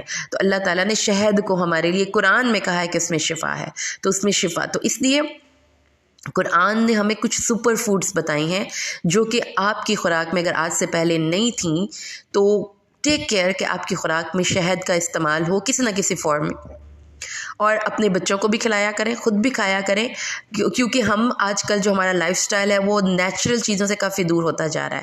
تو اللہ تعالیٰ نے فرمایا اس کے پیٹ میں سے مختلف چیزیں نکلتی ہیں جس میں شفا بھی ہے، اس میں نشانیاں بھی ہیں. پھر اللہ تعالیٰ نے فرمایا کہ اللہ تعالیٰ تمہیں پیدا کرتا ہے، پھر تمہیں رذیل عمر کی طرف بھی لوٹاتا ہے، تو بڑھاپے کی عمر. تو رسول صلی اللہ علیہ وآلہ وسلم نے ایسے برے بڑھاپے سے پناہ مانگی ہے کہ جس میں آپ کو جان کر بھی کچھ نہ جانے. اللہ کے نبی نے فرمایا اعوذ بک من الکسل وسوء الکبری، اے اللہ، یہ صبح و شام کے اذکار میں ہم اللہ سے دعا مانگتے ہیں، اللہ تعالیٰ میں آپ سے کسالت سے اور برے بڑھاپے سے پناہ مانگتا ہوں. پھر اللہ تعالیٰ فرماتے ہیں دیکھو زمین میں کسی کو زیادہ مل گیا، یعنی کہ نواز دیا اللہ تعالیٰ نے زیادہ، اور کسی کو اللہ تعالیٰ نے کم نواز دیا. ٹھیک ہے، کوئی زیادہ ہے جس کے پاس رزق، وہ اس پہ اترائے نہ، اور جو کم ہے وہ یہ نہ سوچے کہ مجھ پر تو اللہ کی عطا نہیں. یہ اللہ تعالیٰ کی آزمائش ہے، کسی کو زیادہ دے کر آزماتا ہے اور کسی کو کم دے کر آزماتا ہے. اس کے بعد اللہ تعالیٰ نے ایک مثال دی ہے. دیکھو تم کہتے ہو کہ اللہ تعالیٰ کے ساتھ بھی اس جیسے کوئی مخلوق میں سے اللہ تعالیٰ نے مانیٹرز بنا لی ہیں، کیونکہ اللہ تعالیٰ تھک جاتے ہیں نا اللہ تعالیٰ کو، کیونکہ ہم اللہ تعالیٰ کو اپنے مائنڈ سے سمجھنے کی کوشش کرتے ہیں نا، تو اس لیے ہم سوچتے ہیں کہ جیسے ہم میں کوئی بادشاہ ہوتا ہے تو اس کو بھی ہالیڈیز کی ضرورت پڑتی ہے، وہ بھی بہت زیادہ اسٹریس لے کر تھک جاتا ہے تو اس کو اپنے اسسٹنٹس کی ضرورت پڑتی ہے. تو یہ کانسیپٹ جب اللہ کے ساتھ ہم جوڑتے ہیں تو اللہ تعالیٰ اس کانسیپٹ کی تردید کرنے کے لیے کہتا ہے کہ دیکھو تمہارے لیے ایک عبد مملوک کی مثال ہے، یعنی ایک بندہ جیسا ہم ہیں اور اس کے مالک مختلف لوگ ہوں، تو کوئی اس کو کدھر بیچتا ہو تو کوئی اس کو کدھر بیچتا ہو، تو وہ ہر ایک کو راضی نہیں کر سکتا. اگر وہ ایک ہی بادشاہ ایک ہی آقا کا غلام ہوگا تو اس کو راضی کرنا آسان ہوگا. اس لیے تمہاری فیور اس میں ہے کہ تم اور کسی کی رضا نہ دیکھو، صرف اللہ کی رضا کے لیے زندگی گزارو. تو مل گئی ایک ٹپ کی بات. جی میں سارا کچھ کیا، میں نے اتنی دعوت کی، اتنا سارا کچھ کیا، مجھے کسی نے اکنالج ہی نہیں کیا، میرے باس نے تو اس پہ ایک دفعہ دیکھا نہیں، کسی نے مجھے 5 سٹارز ہی نہیں دیے، کسی نے مجھے اچھی ریٹنگ ہی نہیں دی. اور اللہ کے بندو، یہ مختلف لوگوں کو راضی کیوں کرنے کی کوشش کرتے ہو؟ اکیلے اللہ کی رضا کی کوشش کرو. اللہ تعالیٰ راضی تو سب راضی، اور اگر اللہ تعالیٰ راضی اور کوئی ناراض بھی ہے تو کوئی پرواہ نہ کرو. تو یہ سوچنے کا انداز تبدیل کیجئے. اللہ کی رضا کے لیے زندگی گزارنی ہے. اللہ تعالیٰ نے فرمایا اللہ کے لیے غیب ہے آسمان اور زمین کا، اور اگر اللہ کی طاقتیں دیکھی ہیں یہ اتنا بڑا سلسلہ ہے، اگر اللہ چاہے کہ اس سلسلے کو تباہ و برباد کر دے تو کتنا وقت لگے گا؟ کلمہم بالبصر، ایک آنکھ کے جھپکنے کی دیر میں سب ختم ہو جائے گا. یوں کایا پلٹ ہو جائے گی کہ ریموٹ بدلا اور ایک پورا اگلا چینل آ گیا. ایک طرف خوشحالی تھی، آگے تباہی و بربادی تھی. تو اللہ تعالیٰ نے تمہیں تمہاری ماؤں کے پیٹوں سے اس وقت نکالا تھا جب تمہیں کچھ پتہ نہیں تھا. پھر اللہ نے تمہیں آرگنز دیے، کان، آنکھیں اور دل، جن کے ذریعے تم نے علم حاصل کیا، لیکن علم تو صحیح حاصل کرو. اللہ تعالیٰ نے فرمایا ہے پھر دیکھو، اللہ تعالیٰ فرماتے ہیں آسمان کو دیکھو، جو پرندے آسمانوں میں اڑ رہے ہیں اور اپنے پروں کو پھیلائے ہوئے ہیں، کیا اپنی مرضی سے اڑ رہے ہیں؟ اللہ ہے جس نے ان کو تھاما ہوا ہے. پھر اللہ تعالیٰ نے تمہیں وہ خیمے دیے کہ جو تم لے کر تو سفر میں پھرتے ہو، اپنے چمڑے کے خیمے اور کپڑوں کے خیمے. ایسی تمہیں وزڈم اور عقل دی کہ تم ان چیزوں کو بنا سکتے ہو. وہ ایسے گھر دیے کہ جو تم اپنے سفر کے دوران ہلکے جانتے ہو اور جا کر تم ان کو خیموں کو گاڑ سکتے ہو. پھر تمہارے جو جانور ہیں ان کی اون سے، ان کے بالوں سے تمہارے لیے بہت سے فوائد ہیں. پھر اللہ تعالیٰ نے تمہارے لیے پہاڑوں میں سے چھوٹے چھوٹے غار بنا دیے. پھر اللہ نے تمہیں ایسے کرتے دیے جو تمہیں لڑائی سے بھی بچاتے ہیں اور تمہیں سردی اور گرمی سے بھی بچاتے ہیں. یہ اللہ کی نعمتیں ہیں، اگر تم منہ پھیر لوگے تو کیا فرق پڑتا ہے؟ لیکن ایک دفعہ تو اللہ کی نعمت کو پہچانو. یعرفون نعمت اللہ، ذرا یہ اللہ تعالیٰ نے نا آج ہمیں بڑی ڈیٹیل میں ایک ایک چیز کی طرف ہماری توجہ کروائی ہے. کھانے پینے کی طرف دیکھ لیں، زراعت کی طرف دیکھ لیں، سمندروں کی طرف دیکھ لیں، ہواؤں کی طرف دیکھ لیں، یہ خیموں چشموں کی طرف دیکھ لیں. اور پھر اللہ نے فرمایا اللہ کی نعمتیں شمار میں نہیں آ سکتی، یہ تو صرف کچھ چند ہیں. میڈیکل سائنس کی فیلڈ آپ دیکھیں گے آنکھ کیسے کام کرتی ہے، ناک کے اندر کیا کچھ ہے، ہمارے کان کیسے کام کرتے ہیں، ان کے اندر کیا کچھ ہے. اللہ تعالیٰ فرماتے ہیں دیکھتے جاؤ، اللہ کی نعمتوں کو پہچان کر پھر انکار کرتے ہو، اکثر نافرمان ہو. وَأَكْثَرُهُمُ الْكَافِرُونَ. اس لیے اللہ تعالیٰ نے یہ بات ہمیں بتائی کہ اکثر اللہ کے نافرمان ہیں. اللہ تعالیٰ کے ساتھ شریک ٹھہرانا اللہ کو کسی صورت پسند نہیں.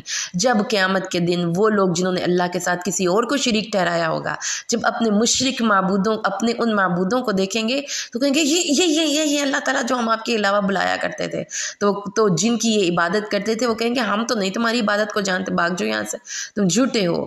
تو اس دن پھر اللہ کے سامنے ہتھیار ڈال دیں گے. آج نہیں کوئی ڈال رہا، آج ہماری زبانیں چلتی ہیں اور آج ہم اپنی مرضی کی زندگیاں گزارتے ہیں. تو اللہ تعالیٰ نے فرمایا فرق کیا پڑتا ہے، نہ مانو اپنا نقصان کرو گے. دوزخ کی آگ جلائی ہوئی ہے، جا کر پھینک دوں گا اس میں. جنت میں یاد رکھیے گا ہم سب کے نام کے گھر موجود ہیں. جتنے لوگ دنیا میں بھیجے گئے ہیں نا، ہر ایک کی نیم پلیٹ کے ساتھ جنت میں گھر موجود ہیں.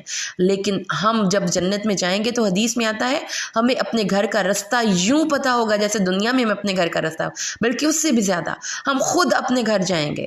اور لیکن جب آپ اپنے اس جنت کے گھر میں جانے کے کام ہی نہیں کریں گے تو پھر آپ کا وہ گھر خالی ہوگا. اسی لیے حدیث میں آتا ہے کہ اکثر جنت خالی ہوگی تو اللہ اور مخلوق پیدا کرے گا تاکہ اس جنت کو فل کر سکے. تو سوچیں کتنی بڑی وہ جنت ہوگی، اس کے لیے کوشش کریں. اللہ تعالیٰ فرماتا ہے ان اللہ یأمر بالعدل والاحسان وایتاء ذی القربى. اللہ تمہیں حکم دیتا ہے عدل کرو اور احسان کرو. اب ان دونوں ٹرمز کو ذرا سمجھ لیجئے.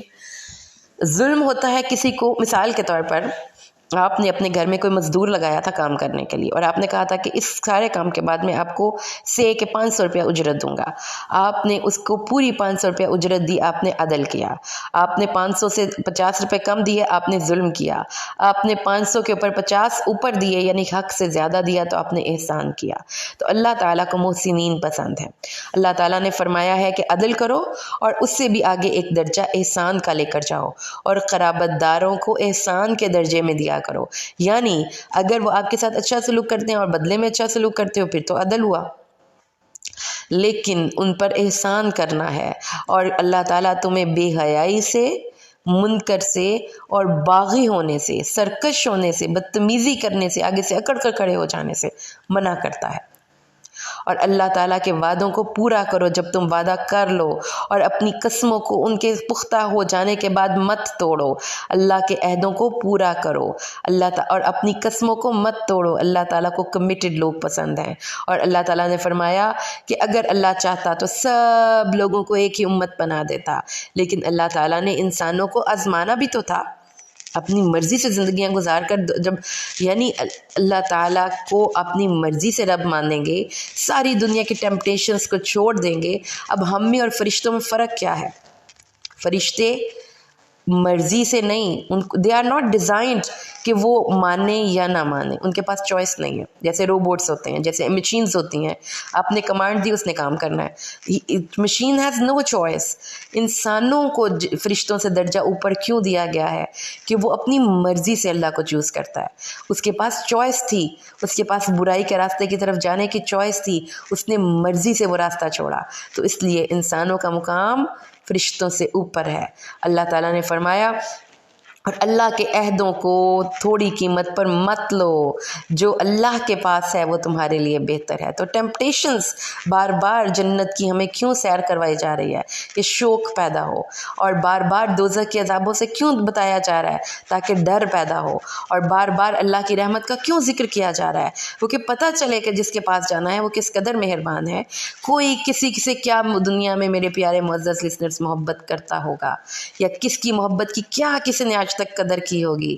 کیا آج تک دنیا میں محبت کا ایک نام نہاد ایک محل ہے نا، تاج محل، کیا کسی نے کسی سے محبت کی ہوگی؟ جو اللہ اپنے بندوں سے محبت کا صلہ دے گا، ذرا اس سے وفا نبھا کر تو دیکھیں تو صحیح، وقت کا انتظار تو کر کے دیکھیں تو صحیح آپ کے لیے اس نے بنا کے کیا رکھا ہے۔ تو یہ اللہ ہے۔ اللہ تعالیٰ فرماتے ہیں وَمَا عِنْدَكُمْ يَنْفَدُ وَمَا عِنْدَ اللَّهِ بَاقٍ، جو تمہارے پاس ہے وہ ختم ہو جائے گا اور جو اللہ کے پاس ہے وہ باقی رہے گا۔ تو دنیا کے ایک قطرے کو سب سمجھ لیا، اس سمندر کو چھوڑ دیا، کتنا گھاٹے کا سودا کیا۔ اللہ کو اپنا سب سے بڑا دوست مان کر تو دیکھیں، یقین مانے آپ کی زندگی میں ایسا سکون مل جائے گا، کسی کی نا قدری محبت کی آپ کو کبھی نہیں رلائے گی۔ مجھے حیرت ہوتی ہے جب میں یہ دیکھتی ہوں کہ کسی نے کسی کی خاطر خودکشی کر لی، کہ انسان نے اپنے آپ کو اتنا عرضہ کر لیا، اس کی محبت تو خالص اللہ ہی اس کی قدر کر سکتا تھا، کوئی انسان نہیں کر سکتا۔ اللہ نے فرمایا جنہوں نے اس دنیا میں صبر کر لیا تو ہم ضرور بدلہ دیں گے ان کے صبر سے بہتر، جو وہ اس عمل سے بہتر جو وہ کیا کرتے تھے۔ اور جو کوئی بھی نیک عمل کرے گا، وہ خواہ مرد ہو یا عورت ہو، اور وہ مومن بھی ہو، تو پھر ہم اس کو توفیق دیں گے کہ وہ ایک پاکیزہ زندگی گزارے۔ تو یہ میری مرضی سے نہیں گزرتی توفیق، میں جب چوز کرتی ہوں نا اللہ میں نے نیکی کے راستے پر چلنا ہے، پھر میرا بڑا رب میرا ہاتھ تھامتا ہے، پھر مجھے توفیق دیتا ہے، پھر میں جب ڈولنے لگتی ہوں اللہ مجھے سنبھالا دیتا ہے، پھر جب میرا دل ٹوٹتا ہے وہ میرے آنسو صاف کرتا ہے، وہ میرے سر پر اپنی رحمت کی ردا بکھیرتا ہے۔ وہ میرا مہربان مالک، وہ میرا دوست ہے۔ اس لیے اللہ نے فرمایا وَلَنَجْزِيَنَّهُمْ أَجْرَهُمْ بِأَحْسَنِ مَا كَانُوا يَعْمَلُونَ۔ ہم دنیا والوں کو کیا دیتے ہیں؟ ہم نے ان کو اپنی وفائیں دیں، اپنا وقت دیا، اپنا خلوص دیا، لیکن دنیا والے کیا کرتے ہیں؟ سارا کچھ بلا دیتے ہیں، اس چیز پہ انگلی رکھتے ہیں جو ہم نے ان کے لیے نہیں کر سکے تھے۔ اور ہمارا رب کیا کرتا ہے؟ سب کچھ بھول جاتا ہے جو ہم نہیں کر سکے تھے، وہ اس کی قدر کرتا ہے جو ہم کر کے گئے، بلکہ اس سے بہتر اجر دیتا ہے۔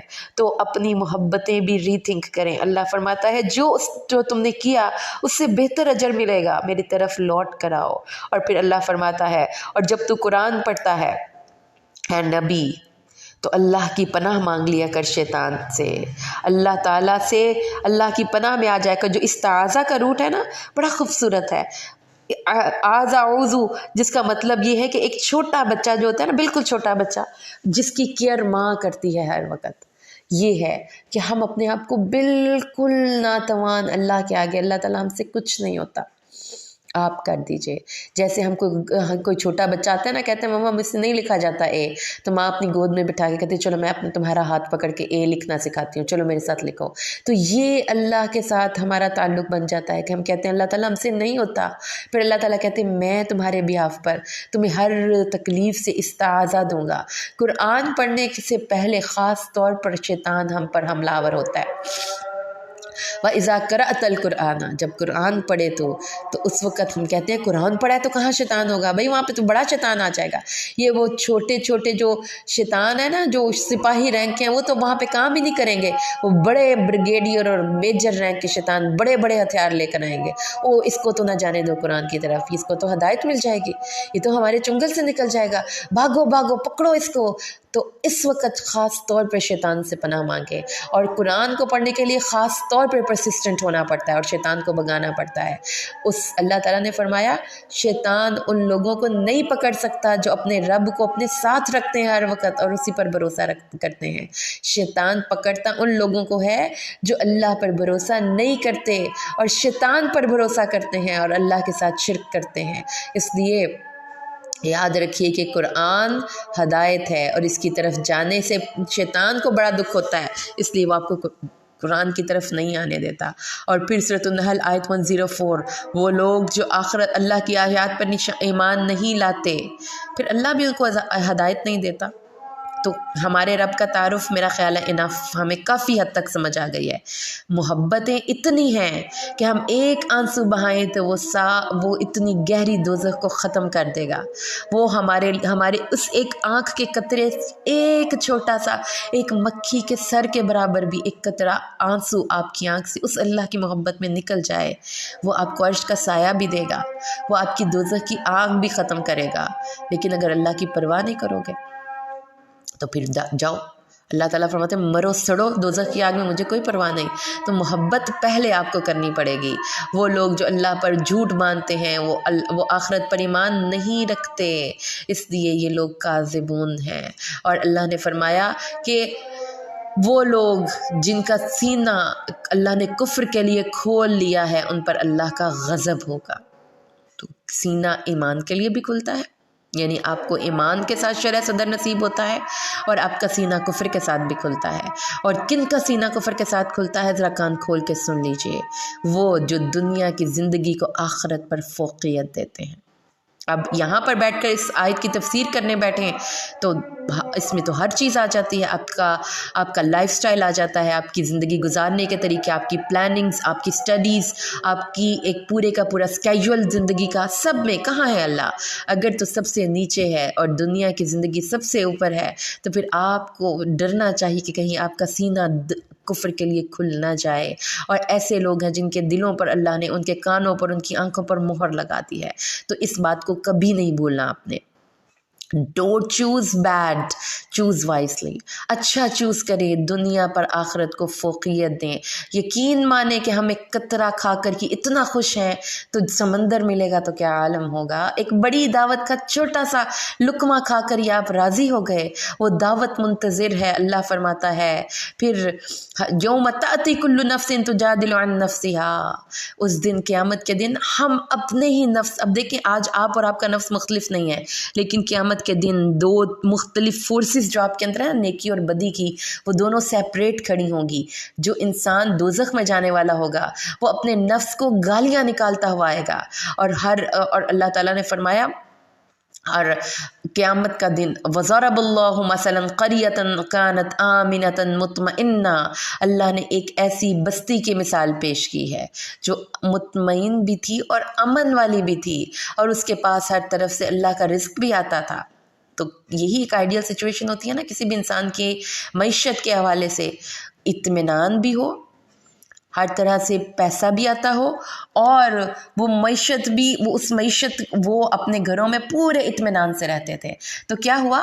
ایک لفظ ہے یہاں پر فَكَفَرَتْ بِأَنْعُمِ اللَّهِ، کفران نعمت کیا، انہوں نے اللہ کی نعمتوں کا انکار کیا۔ کفران نعمت، بہت سنبھل کے نعمت کا استعمال کیا کیجیے، خاص طور پر کہ وہ نعمتیں جو کہ اللہ نے خاص طور پر ہمیں دی ہیں۔ اللہ نے رزق دیا، اللہ تعالیٰ نے ایمان دیا، اللہ نے قرآن دیا، بڑی نعمت ہے۔ نبی صلی اللہ علیہ وسلم دیے، بڑی نعمت ہے۔ آنکھیں دی، کان دیا، صحت دی۔ 5 چیزوں کو غنیمت جانو 5 چیزوں سے پہلے، رسول صلی اللہ علیہ وسلم کی حدیث ہے۔ زندگی کو موت جانو، زندگی نعمت ہے نا، موت سے پہلے۔ اپنی جوانی کو غنیمت جانو بڑھاپے سے پہلے۔ اپنی فراغت کو غنیمت جانو غریبی سے پہلے۔ اپنی فرصت کو غنیمت جانو کہ تم اس سے پہلے کہ تمہیں کوئی مصروفیت آ جائے۔ اور صحت کو غنیمت جانو بیماری سے پہلے۔ یہ نعمتیں ہیں جن کا آپ استعمال غلط کرتے ہیں۔ تو اللہ نے فرمایا ان نعمتوں کو اچھے طریقے سے استعمال نہ کرنے کا نتیجہ کیا ہے؟ قرآن کا اصول نہیں بدلا کرتا۔ آپ یہ فیلڈ سٹڈی کر لیں، اٹھا کر کیس ہسٹری سٹڈی کر لیں، اپنی سچویشن میں دیکھ لیں، اپنی چھوٹی جگہوں پر دیکھ لیں، یا بڑے بڑے ورلڈ ہسٹری میں دیکھ لیں، جو نعمت کی ناقدری کرتے ہیں۔ یہ چھوٹا سا میں آپ کو مثال دوں، یہ جو ہم اپنے پڑھتے ہیں پاک سٹڈیز میں مغلوں کی زوال کے اسباب، یہ ایک کویسچن تھا جو ہم اپنے اسٹوڈنٹ لائف میں ضرور آیا کرتا تھا، اٹیمپٹ کرتے تھے۔ تو اس میں کیا ہے، جو نعمت اللہ نے دی ان کو انہوں نے ضائع کیا، برے طریقے سے استعمال کیا، اینڈ کیا نکلا؟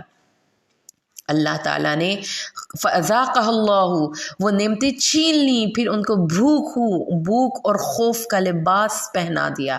اللہ کی نعمتوں کی ناقدری نہیں کرنی۔ میں بار بار قرآن ہمیں یہی کہتا ہے کہ لَإِن شَكَرْتُمْ لَأَزِيدَنَّكُمْ، تو ان نعمتوں میں وہ رشتے بھی آ جاتے ہیں پیارے لسنرز، جن کو ہم فور گرانٹیڈ لیتے ہیں۔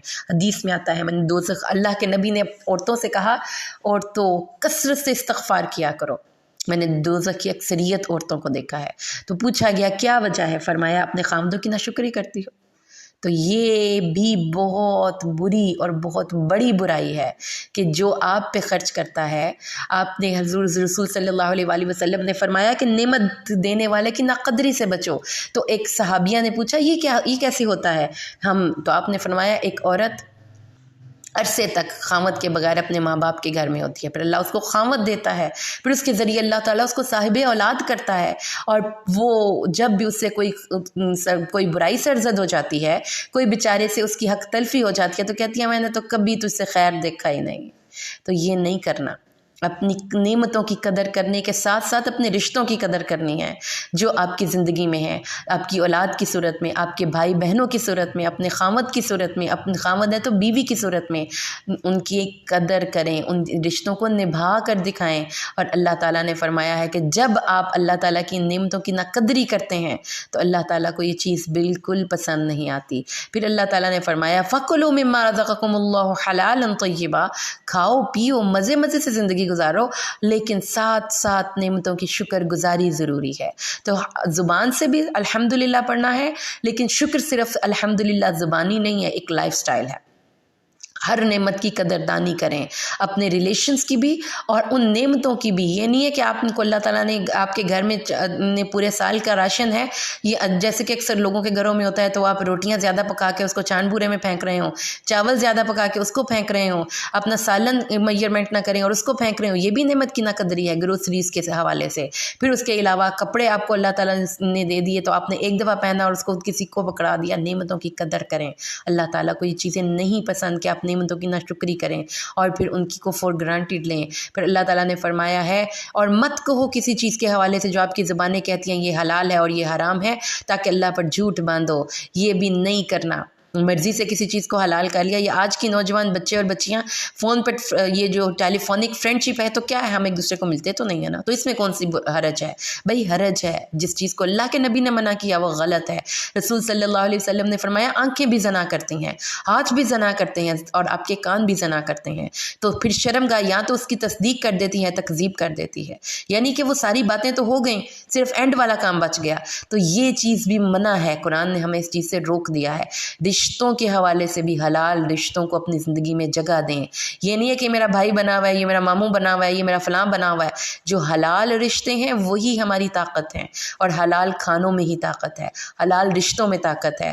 اللہ تعالیٰ نے فرمایا ہے کہ پھر تیرا رب وہ لوگ جنہوں نے برے عمل کیے جہالت میں پھر توبہ کر لی تو اللہ تعالیٰ اور اپنے عمل کی اصلاح کر لی۔ تو توبہ کی پوری فلسفی اس آیت میں پیش ہو گئی ہے کہ آپ کو پتہ نہیں تھا، آپ سے برائی ہو گئی جہالت میں۔ ایک تو یہ ہے کہ آپ کو ویسے ہی نہیں پتہ تھا، دوسرا یہ ہے کہ آپ جذبات میں مغلوب ہو کر برا کر لیا۔ فوراً پلٹنا ہے، توبہ کر کے اپنے عمل کی اصلاح کرنی ہے، تو تمہارا رب اس کے بعد بخشنے والا مہربان ہے۔ ان ابراہیم کان امۃ قانتا للہ حنیفا ولم یک من المشرکین، اور اللہ نے ابراہیم کو پھر پیش کیا خلیل، یہ ہے وہ جن کا نام لے کر ہم درود پڑھتے ہیں۔ تو اس لیے ابراہیم کی کردار میں ایک اور چیز کیا ہے، قانتاً، قنوت کا روٹ نکلتا ہے قنت سے، ایک ایسا مشکیزہ کہ جس کا منہ یوں کس کر اگر باندھا جائے تو اس میں پانی کا ایک قطرہ بھی نہ نیچے گرے۔ تو اپنی صلاحیتیں ضائع نہیں کرنی۔ حضرت ابراہیم بھی ایسے ہی زندگی گزارنے والے تھے، اپنی زندگی کے ایک ایک صلاحیت کو روک کر اللہ تعالیٰ کو راضی کرنے کے لیے لگانے والے تھے، اور کیا تھے، حنیف تھے، یعنی کسی اور کی طرف ان کی توجہ نہیں تھی۔ جیسے سورج مکھی کا رخ پھرتا جاتا ہے نا سورج کی طرف، ایسے ہی ان کا رخ اللہ کی طرف پھرتا جاتا تھا۔ جس حالت میں بھی ان کو چھوڑنی پڑ، اپنا گھر چھوڑنا آسان ہے، اپنے والدین کو چھوڑنا آسان ہے، اپنی بیوی بچوں کو چھوڑنا آسان ہے، یہ سارے رشتوں سے آزمائے گئے ابراہیم۔ پھر ان کو کہا گیا آگ میں چھلانگ لگا دو۔ حضرت جبریل امین آئے بادلوں کا فرشتہ لے کر کہ ابراہیم آپ کہتے ہیں تو یہ بادلوں پر پانی، یہ بادلوں کا فرشتہ پانی برسا کر آگ بجھا دے۔ ابراہیم نے کہا میں اپنے رب کی رضا میں راضی ہوں۔ سبحان اللہ، اگر اللہ چاہتا ہے نا کہ میں اس آگ میں جل کر مر جاؤں تو میں اپنے رب کی رضا میں راضی ہوں۔ وہاں پر اللہ تعالیٰ نے فرمایا وہ حنیف تھے، کسی اور طرف ان کا کوئی رجحان نہیں تھا اور مشرکوں میں سے نہیں تھے، اللہ کی نعمتوں کا شکر کرنے والے تھے، جیسے ابھی ہم پڑھ کے آئے ہیں نا، شکری اللہ کو نہیں پسند۔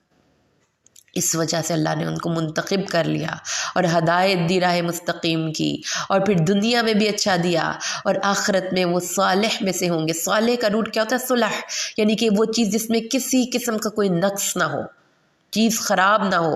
حضرت ابراہیم کا دل قلب سلیم ہے، اس میں کوئی نقص نہیں، یعنی کہ کوئی حسد بغض نہیں، کوئی ناشکری نہیں، کوئی کفران نعمت نہیں ہے۔ اور پھر ہم نے وہی کی تیری طرف کہ تو پیروی کر ملت ابراہیم کی، یعنی ہم سب نے ابراہیم کو اپنا رول ماڈل بنانا ہے۔ تو یاد کریں وہ خصوصیات، حضرت ابراہیم اللہ کی رضا میں راضی رہنے والے تھے، حضرت ابراہیم شکر گزار تھے، حضرت ابراہیم سب رشتوں سے سب سے اوپر اللہ کو رکھتے تھے۔ تو اس لیے اللہ تعالیٰ نے فرمایا ادعو الی سبیل ربک بالحکمہ، اپنے رب کی طرف حکمت کے ساتھ بلا، وموعظۃ الحسنہ، اور اچھی نصیحت کرنی ہے تو ڈانٹ کے نہیں کرنی، اور اگر مجادلہ کرنا پڑے تو اچھے طریقے سے کرنا ہے۔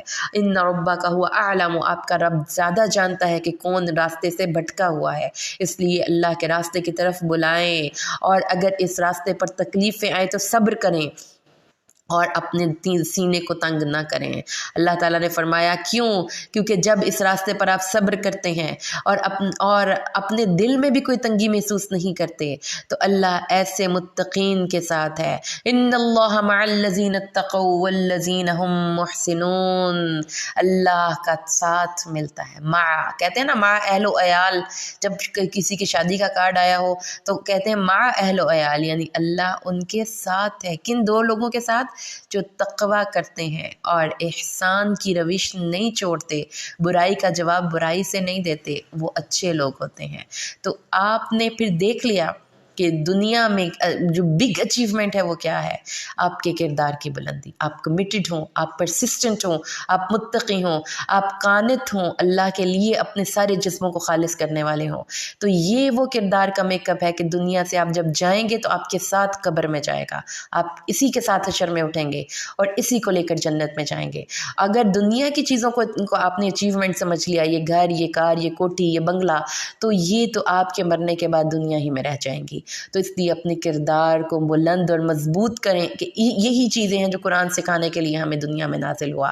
الحمدللہ ہمارے 14ویں پارے کا دورہ مکمل ہوا، اور ساتھ ہی ہماری سورۃ الحجر اور سورۃ النحل، ہم نے یہ 2 صورتیں الحمدللہ مکمل پڑھی ہیں۔ اللہ سے دعا ہے اللہ قرآن کو صحیح معنی میں سمجھ کر پڑھنے اور عمل کرنے کی ہمیں توفیق نصیب فرمائے، آمین۔ بارک اللہ لی و لکم فی القرآن الحکیم ونفعنی و ایاکم بالآیات والذکر الحکیم۔